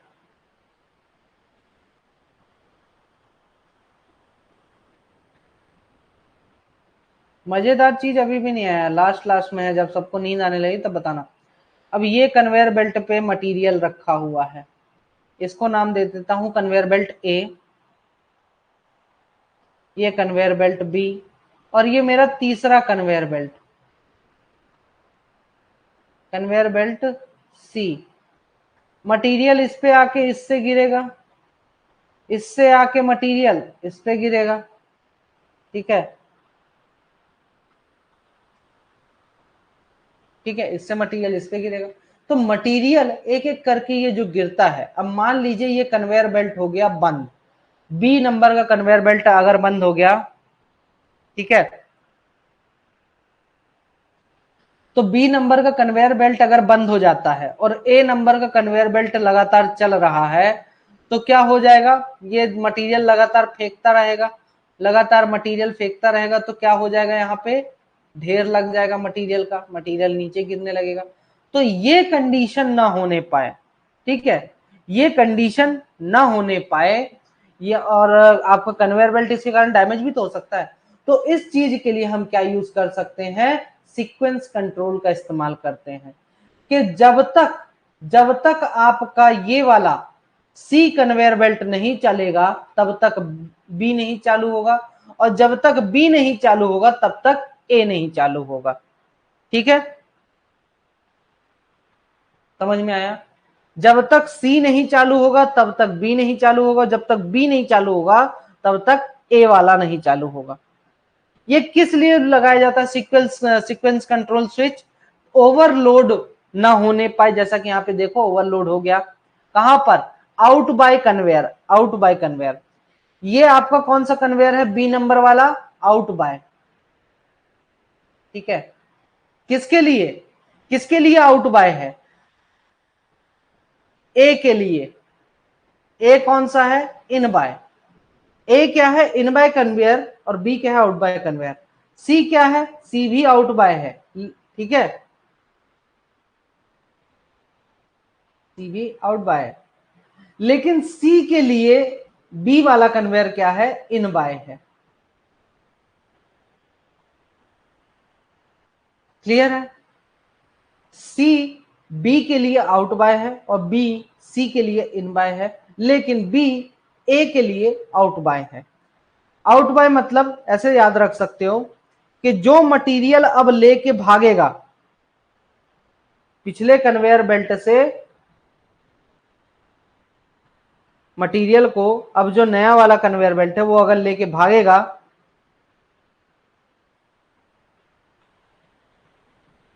ठीक है, तो वो आउट बाय। और जो मटेरियल लाके डाल रहा है, जो कन्वेयर बेल्ट मटेरियल लाके डाल रहा है अगले कन्वेयर बेल्ट में, तो वो कन्वेयर बेल्ट को हम क्या बोलेंगे, आपका इन बाय। ठीक है,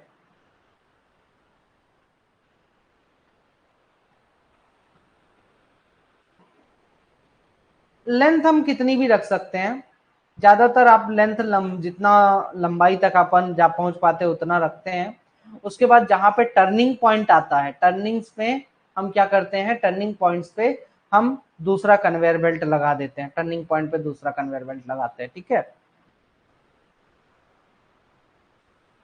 बीच में आप गैप क्यों दोगे, आपके लिए एक ड्रम एक्स्ट्रा लगाना पड़ेगा आपको, फिर एक ड्रम आपको एक्स्ट्रा लगाना पड़ेगा, है ना। दूसरा, आप लेंथ उतनी ही रखते हो जितना कि आपका मोटर लोड ले पाएगा, उससे ज्यादा थोड़ी लेंथ रखोगे, नहीं तो लोड ना ले पाएगा आपका मोटर, घूमेगा ही नहीं, ज्यादा लोड आ जाएगा तो। ठीक है, अब ये देखिए मैंने क्या कहा, जब तक सी चालू नहीं होगा तब तक बी नहीं होगा, और जब तक बी चालू नहीं होगा तब तक ए चालू नहीं होगा। ठीक है, याद है ये, याद रहेगा ये चीज समझ में आई क्या?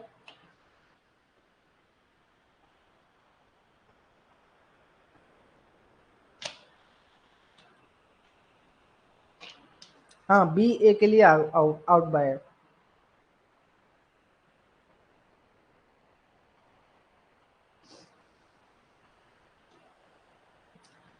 अब बी वाला, अब ए कब चालू होगा, जब तक बी वाला कन्वेयर बेल्ट 60 से 70%, मतलब इसकी स्पीड मान लीजिए 100 मीटर पर सेकेंड की स्पीड है, तो लगभग कम से कम बी कन्वेयर बेल्ट जब 60 मीटर पर सेकेंड की स्पीड पकड़ लेगा, जब बी कन्वेयर बेल्ट 60 मीटर पर सेकेंड की स्पीड पकड़ लेगा, तब जाके ए कन्वेयर बेल्ट चालू होगा। तो नॉर्मल स्पीड से कम 60 से 70% स्पीड आपको कन्वेयर बेल्ट पकड़ ले तो क्या हो जाएगा, सीक्वेंस कंट्रोल, तब जाके ए कन्वेयर बेल्ट चालू होगा। है, चुनू सा टॉपिक है। अब मान लीजिए अगर कहीं पर कोई दिक्कत आती है तो इस केस में सीक्वेंस कंट्रोलर क्या करता है, मान लीजिए बी कन्वेयर बेल्ट बंद हो गया, तो सीक्वेंस,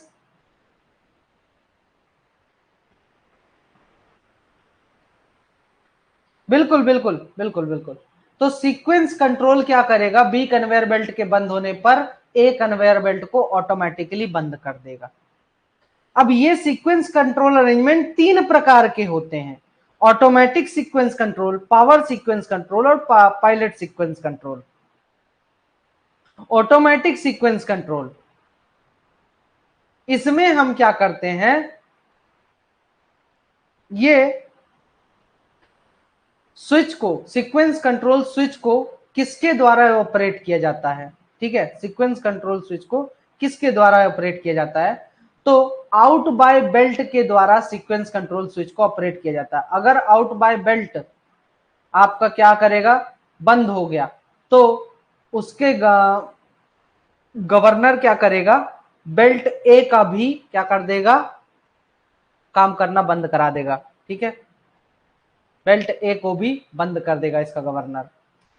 पायलट सीक्वेंस कंट्रोल क्या होता है, यहां पर पायलट केबल्स का हम इस्तेमाल करते हैं। अब पायलट केबल बताइए, पूरे कन्वेयर सिस्टम में और पायलट सर्किट ही पूरे कन्वेयर सिस्टम को जो है तो क्या करता है, ऑपरेट करता है। ठीक है,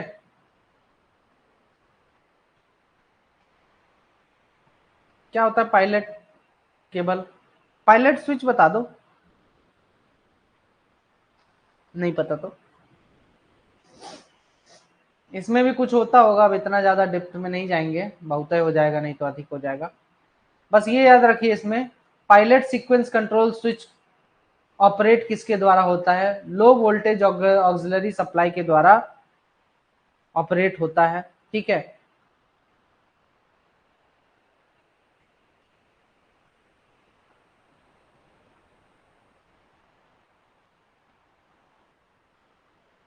अब आते हैं अपने मेन टॉपिक्स पे।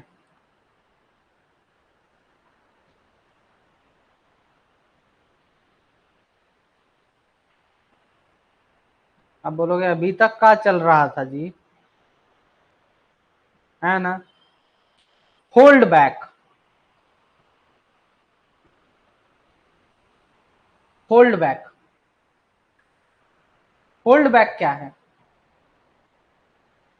होल्ड बैक क्या है आपका, होल्ड बैक है एक प्रकार का सेफ्टी डिवाइस कन्वेयर बेल्ट में।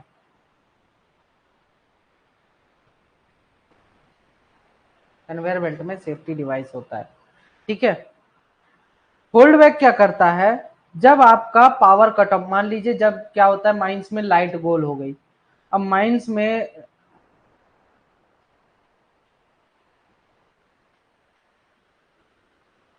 माइंस में लाइट जैसी गोल होती है, तो कन्वेयर बेल्ट देखिए, ये कन्वेयर बेल्ट है आपका, अभी तक कन्वेयर बेल्ट इस डायरेक्शन में चल रहा है, जैसे ही लाइट गोल हुई, ऐसा कर लेते हैं थोड़ा, तो लोड के कारण कन्वेयर बेल्ट अपोजिट डायरेक्शन में चलने लगेगा। ठीक है, अपोजिट डायरेक्शन में कन्वेयर बेल्ट चलेगा तो ये सब कुछ डैमेज कर देगा, सब कुछ डैमेज कर सकता है। ठीक है, तो ये चीज ना होने पाए इवन की ब्रेक्स को। अब आप बोलोगे सर ब्रेक्स का इस्तेमाल कर ले, बिल्कुल आप कर सकते हो ब्रेक्स का, लेकिन ब्रेक्स उतने इफेक्टिव अगर नहीं साबित हुए तो इस केस में आपका क्या काम देगा, होल्ड बैक अरेंजमेंट आपका काम देगा। ये है आपका पॉल, ये है आपका इसका शाफ्ट, और ये है आपके रैशेट्स। जैसा कि आपने फ्लेम सेफ्टी लैंप में भी देखा होगा, रैशेट होते हैं जिसमें जो कि इसमें जाके अटक जाएगा, अटक जाएगा तो ये इस डायरेक्शन में घूमेगा ही नहीं, और ये घूमेगा ही नहीं तो ये कन्वेयर बेल्ट को घूमने ही नहीं देगा। इसको बोलते हैं होल्ड बैक अरेंजमेंट। क्या बोलते हैं, होल्ड बैक अरेंजमेंट। ये ऑटोमेटिकली लॉक कर देता है और बैकवर्ड डायरेक्शन में जाने से रोकता है।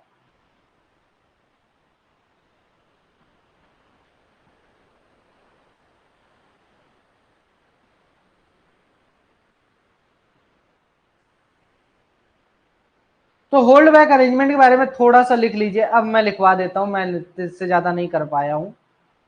तो इसका काम क्या होता है,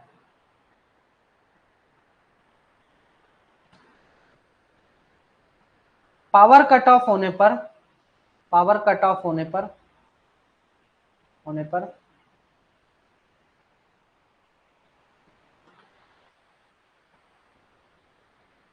कन्वेयर बेल्ट को, कन्वेयर बेल्ट को बैकवर्ड डायरेक्शन में मूव होने से रोकता है, बैकवर्ड डायरेक्शन में मूव होने से रोकता है।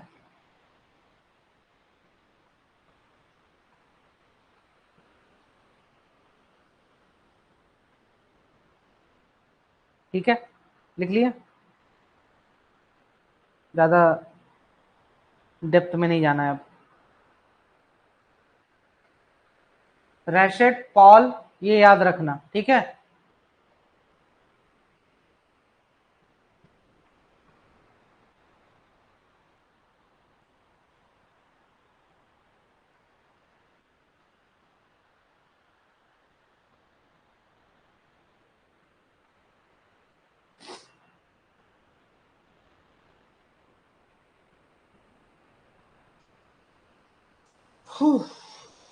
भगवान, थक गए जी।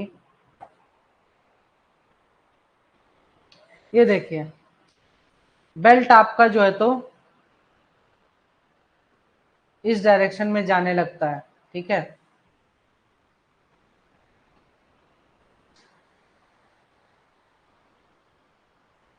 डाउनहिल में किस टाइप से आप जो है तो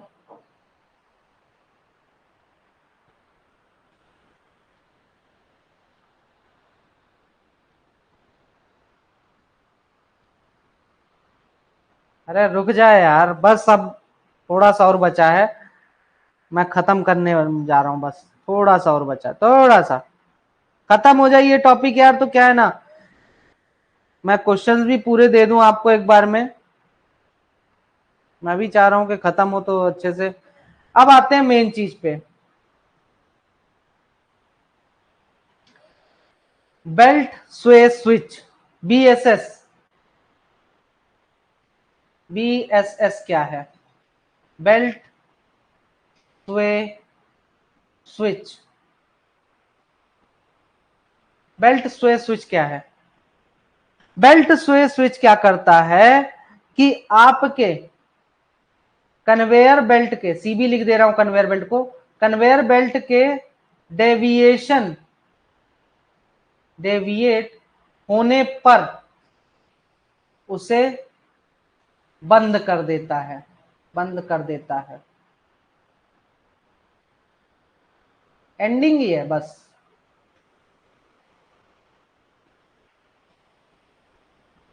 ठीक है। कन्वेयर बेल्ट का डेविएशन होने पर उसे बंद कर देता है, इसमें अलार्म वगैरह सब कुछ लगा रहता है। तो ये याद रखिएगा बेल्ट स्वे स्विच क्या है, ठीक है। ये बेल्ट को टूटने से बचाता है, ठीक है। और आपका बेल्ट से जो है तो कोई भी चीज मटेरियल गिरेगा, अगर बेल्ट आपका थोड़ा सा भी इधर उधर खिसका तो बेल्ट से कोई भी मटेरियल गिरेगा तो उसको रोकने में मदद करता है। अब चलिए, फोटो तो दिखा दिया, अब चलिए आपको मैं वीडियो दिखाता हूं, पीवीआर टाइम। पीवीआर चालू करते हैं, उसके पहले दो फोटो और दिखा दूं। ये देखिए, ये आपका यहां पर देखिए, ये भी आपका कन्वेयर बेल्ट एकदम ठीक ठाक है, ठीक है। अब जैसे ही कन्वेयर बेल्ट खिसक के इधर गया तो ये क्या करेगा, अलार्म बजाने लगेगा, ठीक है। अलार्म बजाने लगेगा, क्यों? जैसे देखो कन्वेयर बेल्ट गया और इससे टकरा गया, ये आपका स्विच से टकरा गया, तो इसने क्या किया, अलार्म बजाना चालू कर दिया। अब अलार्म बजा दिया तो क्या होगा, बंद हो जाएगा। अब स्विच हम दोनों साइड लगाते हैं, स्विच हम दोनों साइड लगाते हैं, ठीक है। पीवीआर टाइम बेल्ट स्वे। सागर तो देखो चला गया, उसी को पसंद है पीवीआर।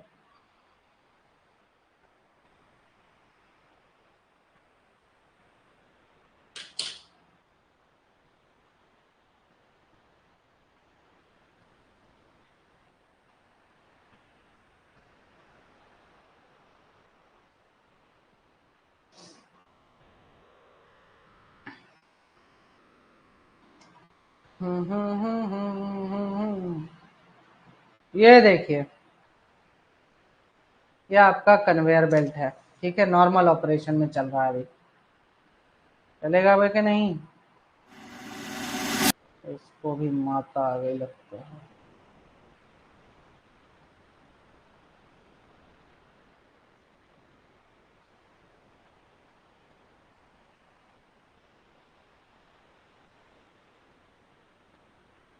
एक सेकंड, एक सेकंड,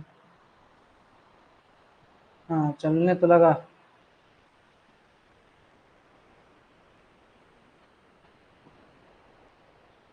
ये देखिए, ये आपका नॉर्मल ऑपरेशन चल रहा है, अलार्म सिग्नल में देखिए ये हो रहा है, समझ रहे हो भावनाओं को?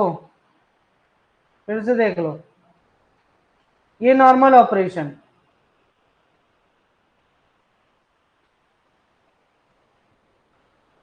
चल रहा है, चल रहा है।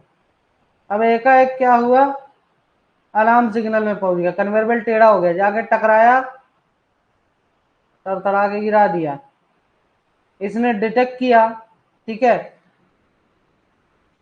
अलार्म सिग्नल बनाया और आपको इमरजेंसी सिग्नल देगा कि भाई आप क्या करो, बंद कर दो, बंद कर दो आप इसको।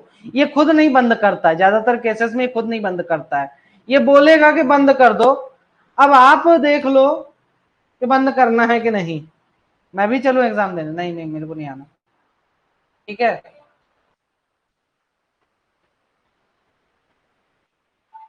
नहीं, ठीक। Full code switch. अब ये देखिए, ये कुछ इस प्रकार का स्विच होता है, ये इसका अलार्म है, ये इसका अलार्म है, ये इसका स्विच है, स्विच है। फुल कोड स्विच में क्या होता है कि हमारा दो ठो रस्सी इस प्रकार से बंधी रहती है। अब जैसे ही आपको बीएसएस अलार्म देगा, अलार्म बजाएगा, आप फुल कोड स्विच को खींच दोगे, ठीक है।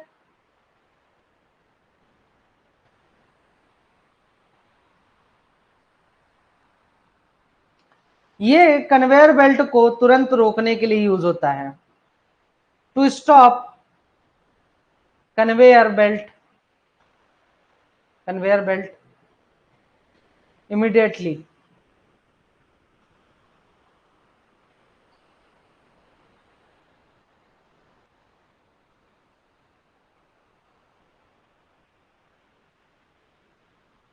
कन्वेयर बेल्ट को तुरंत ही रोकने का काम करता है पुल कोड स्विच, ठीक है। तो ये ध्यान में रखें, कुछ इस प्रकार का होता है। ये देखिए, ऐसे रस्सी खींच लेते हैं, खींचे रस्सी जैसे ही, तो ये स्विच क्या करेगा, कन्वेयर बेल्ट को बंद कर देगा कहीं से भी।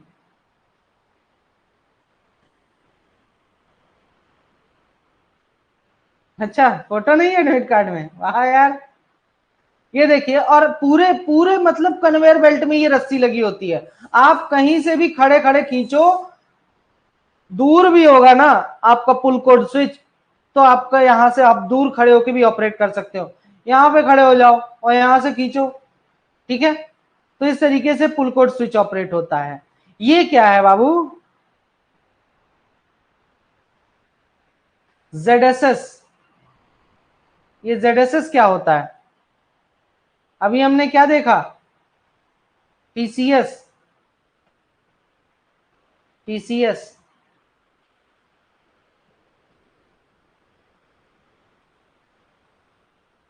अब ये क्या है, ZSS। ZSS का फुल फॉर्म है zero speed switch, zero speed switch. Zero speed switch का काम क्या होता है कि जब भी आपका conveyor belt gives warning if conveyor belt is loose, ठीक है। अगर आपका कन्वेयर बेल्ट लूज हो जाता है, तो लूज होने के कारण भी दिक्कत हो सकती है, इधर उधर भागने लगेगा, कन्वेयर बेल्ट अलाइनमेंट बिगड़ जाएगा। तो उस लिए हम ये लगाते हैं, ये देखिए आपका जीरो स्पीड स्विच ZSS लगा हुआ है। इस प्रकार से ये यहाँ पे ड्रम में लगा रहता है, गवर्नर जैसा काम करता है ये, ठीक है।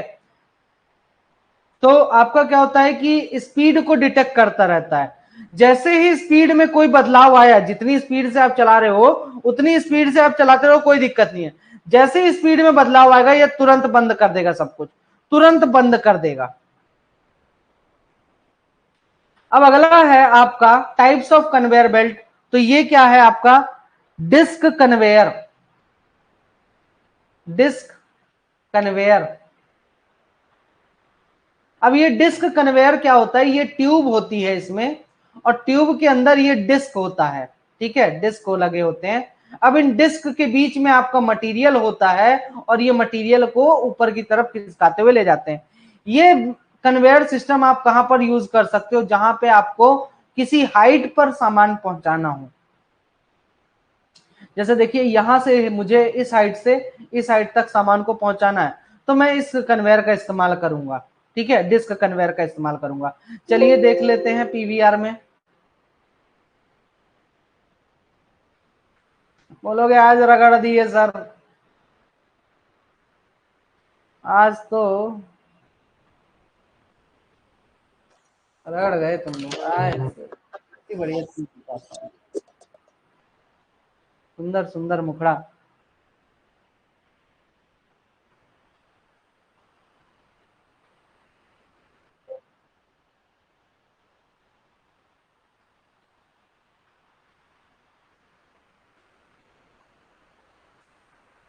अरे देखो यार, दिक्कत तो मुझे भी होता है।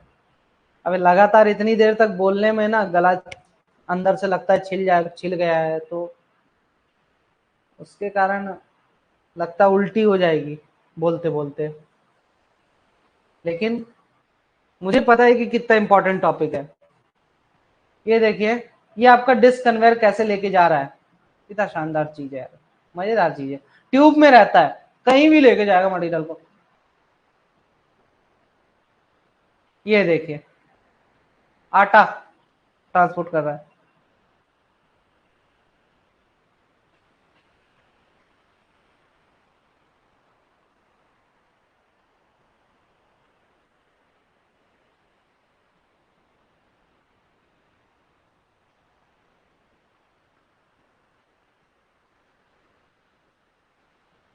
काजू खा लो।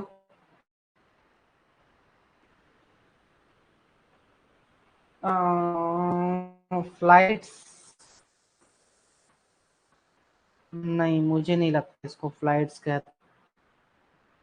नहीं,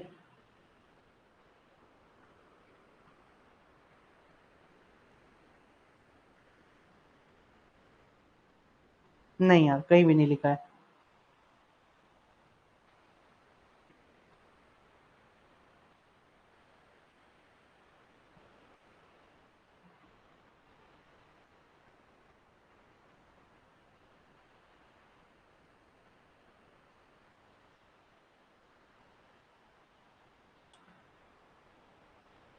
चलिए आगे बढ़ते हैं।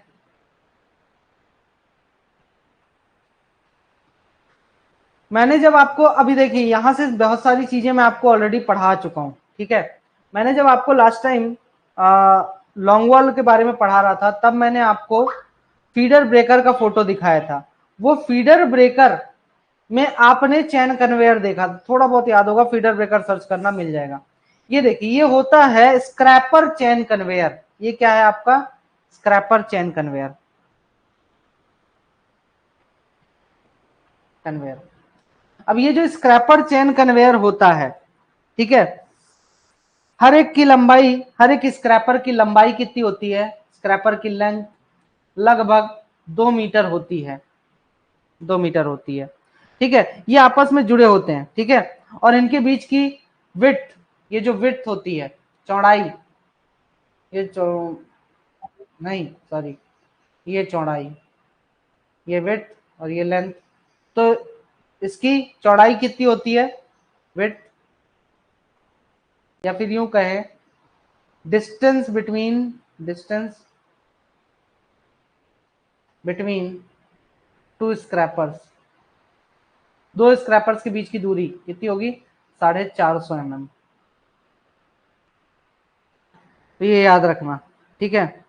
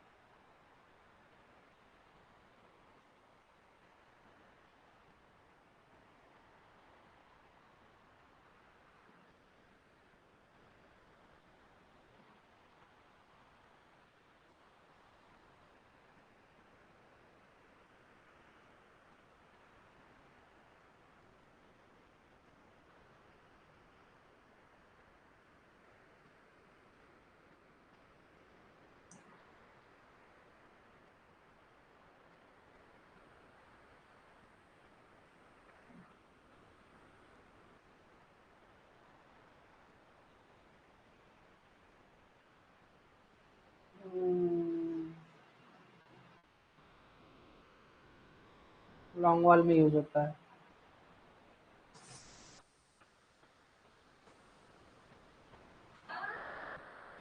चलो यार, इसमें थोड़ा डाउट हो रहा है मेरे को, मैं इसका एमसीक्यू में बता दूंगा, इसके बारे में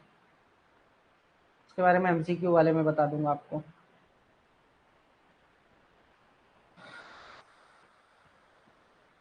थोड़ा सा डाउट हो रहा है मेरे को, कुछ चीज गड़बड़ा रहा है। ना ना ना ना, लिखवा दूंगा मैं, एमसीक्यू का जब लेक्चर लूंगा लिखवा दूंगा। स्क्रैपर चैन कन्वेयर अभी छोड़ दीजिए। अब armoured face chain conveyor, armoured face chain conveyor के पार्ट से याद रखिए। इसमें इसको क्या बोलते हैं, इसको क्या बोलते हैं, पैन। क्या बोलते हैं, पैन। या फिर इसको क्या बोलते हैं, आर्मर्ड फेस कन्वेयर को, एएफसी को, और किस नाम से भी जाना जाता है, पाइथन, पाइथन कन्वेयर के नाम से भी जाना जाता है। ठीक है, पाइथन कन्वेयर के नाम से भी जाना जाता है।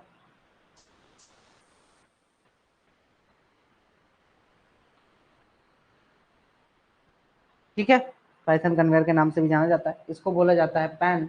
और दो पैन्स को कनेक्ट, और पैन के ऊपर ही क्या रखा होता है आपका, ये कन्वेयर होता है, चैन कन्वेयर होता है। ठीक है,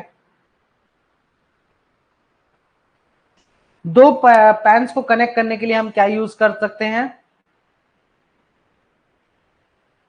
dog bone, dog bone is used to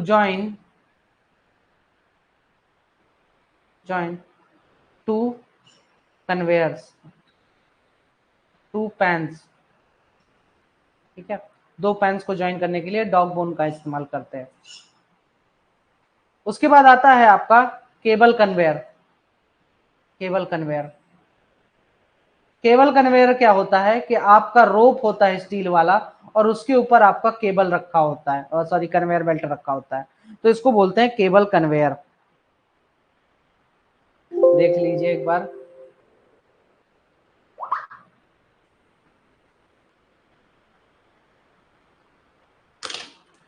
बस खत्म नहीं करता, अल्लाह की तो वीडियो दिखा दो तो छुट्टी।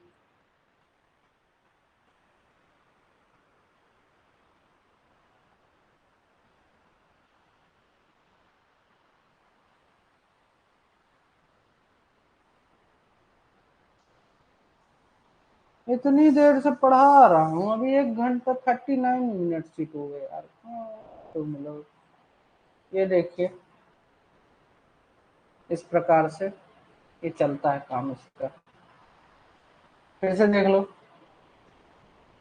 ये आपका सेटअप बनाए, रोलर्स वगैरह लगा दिए, उसके ऊपर रोप बिछा दी, रोप के ऊपर मैंने क्या बिछा दिया, ये अपना कन्वेयर बेल्ट बिछा दिया अच्छे से।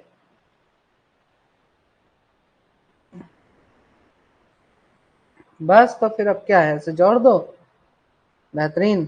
ये चल दिया, मटेरियल ट्रांसपोर्ट होने लगा। देखे कितनी तगड़ी चीज है।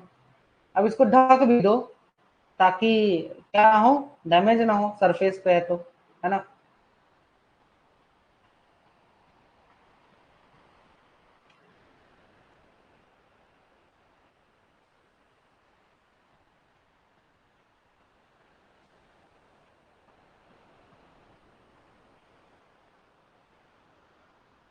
फाइनली हमारा फेवरेट वीडियो अब तक का, मेरा फेवरेट है ये, बहुत अच्छा लगता है वीडियो।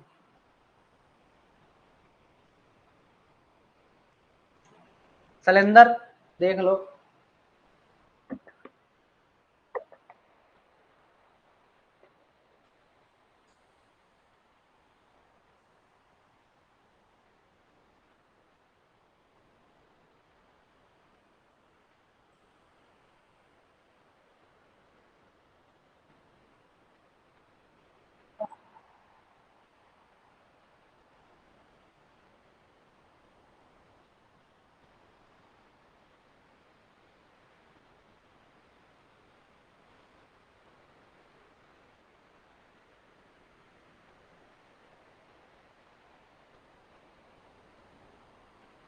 हाँ, तो बताते थे। जी। ये देखिए कैट का लॉन्ग वॉल सिस्टम। अब कैट का लॉन्ग वॉल सिस्टम में आवाज सुना था, चलो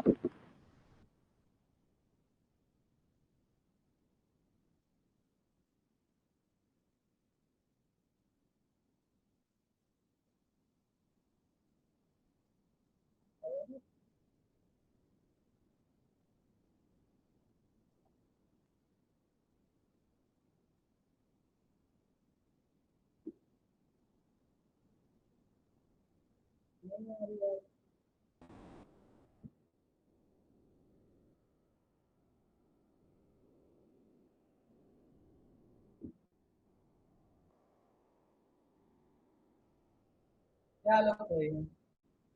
तो मैं क्या कह रहा था, हाँ सही, देखो ये हमारा लॉन्ग वॉल में आर्मर्ड फेस कन्वेयर है, ठीक है। आर्मर्ड फेस कन्वेयर इस प्रकार से होता है, ये देखो आपका शेयरर चल रहा है, ठीक है। ये आपका हाइड्रोलिक रूफ सपोर्ट इस प्रकार का होता है, ये शेयरर आपका जो कट करते हैं, कट करता है, ठीक है। ये आपका चेन कन्वेयर बेल्ट जो कि आगे पीछा होता है, जिसमें कि कोयला जाता है, और ये है आपका बीम स्टेज लोडर।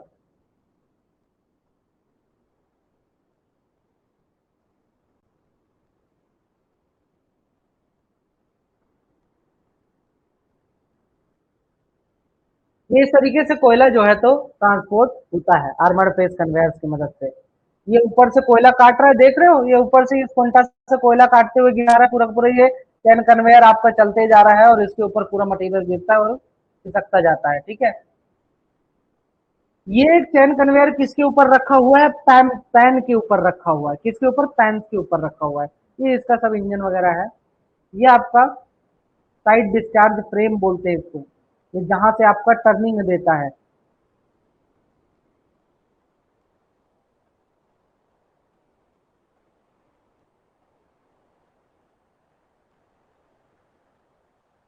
ये देखिए ये आपका पैन,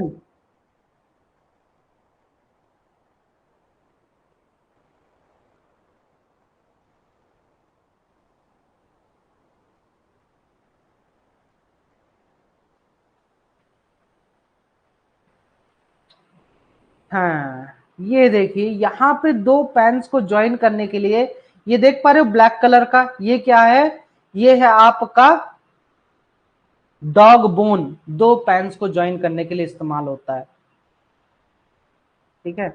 ये देखिए ब्लैक कलर का, ये रहा डॉग बोन, दो पैन्स को इस तरीके से ज्वाइन किया हुआ है इसमें। और पैन के अंदर क्या है, ये कन्वेयर बेल्ट, यहाँ पे आप पैन में क्या कर सकते हो, कन्वेयर बेल्ट का इंस्पेक्शन भी आराम से कर सकते हो, ठीक है। ये फुटपैड जिसके ऊपर आप आराम से पैदल चल सकते हो। बस बस करो यार, बहुत देख चुके हो ये वीडियो। सर्च कर लेना complete Cat long wall system, मिल जाएगा यूट्यूब पे, बहुत शानदार वीडियो है। ठीक है तो अभी के लिए इतना ही।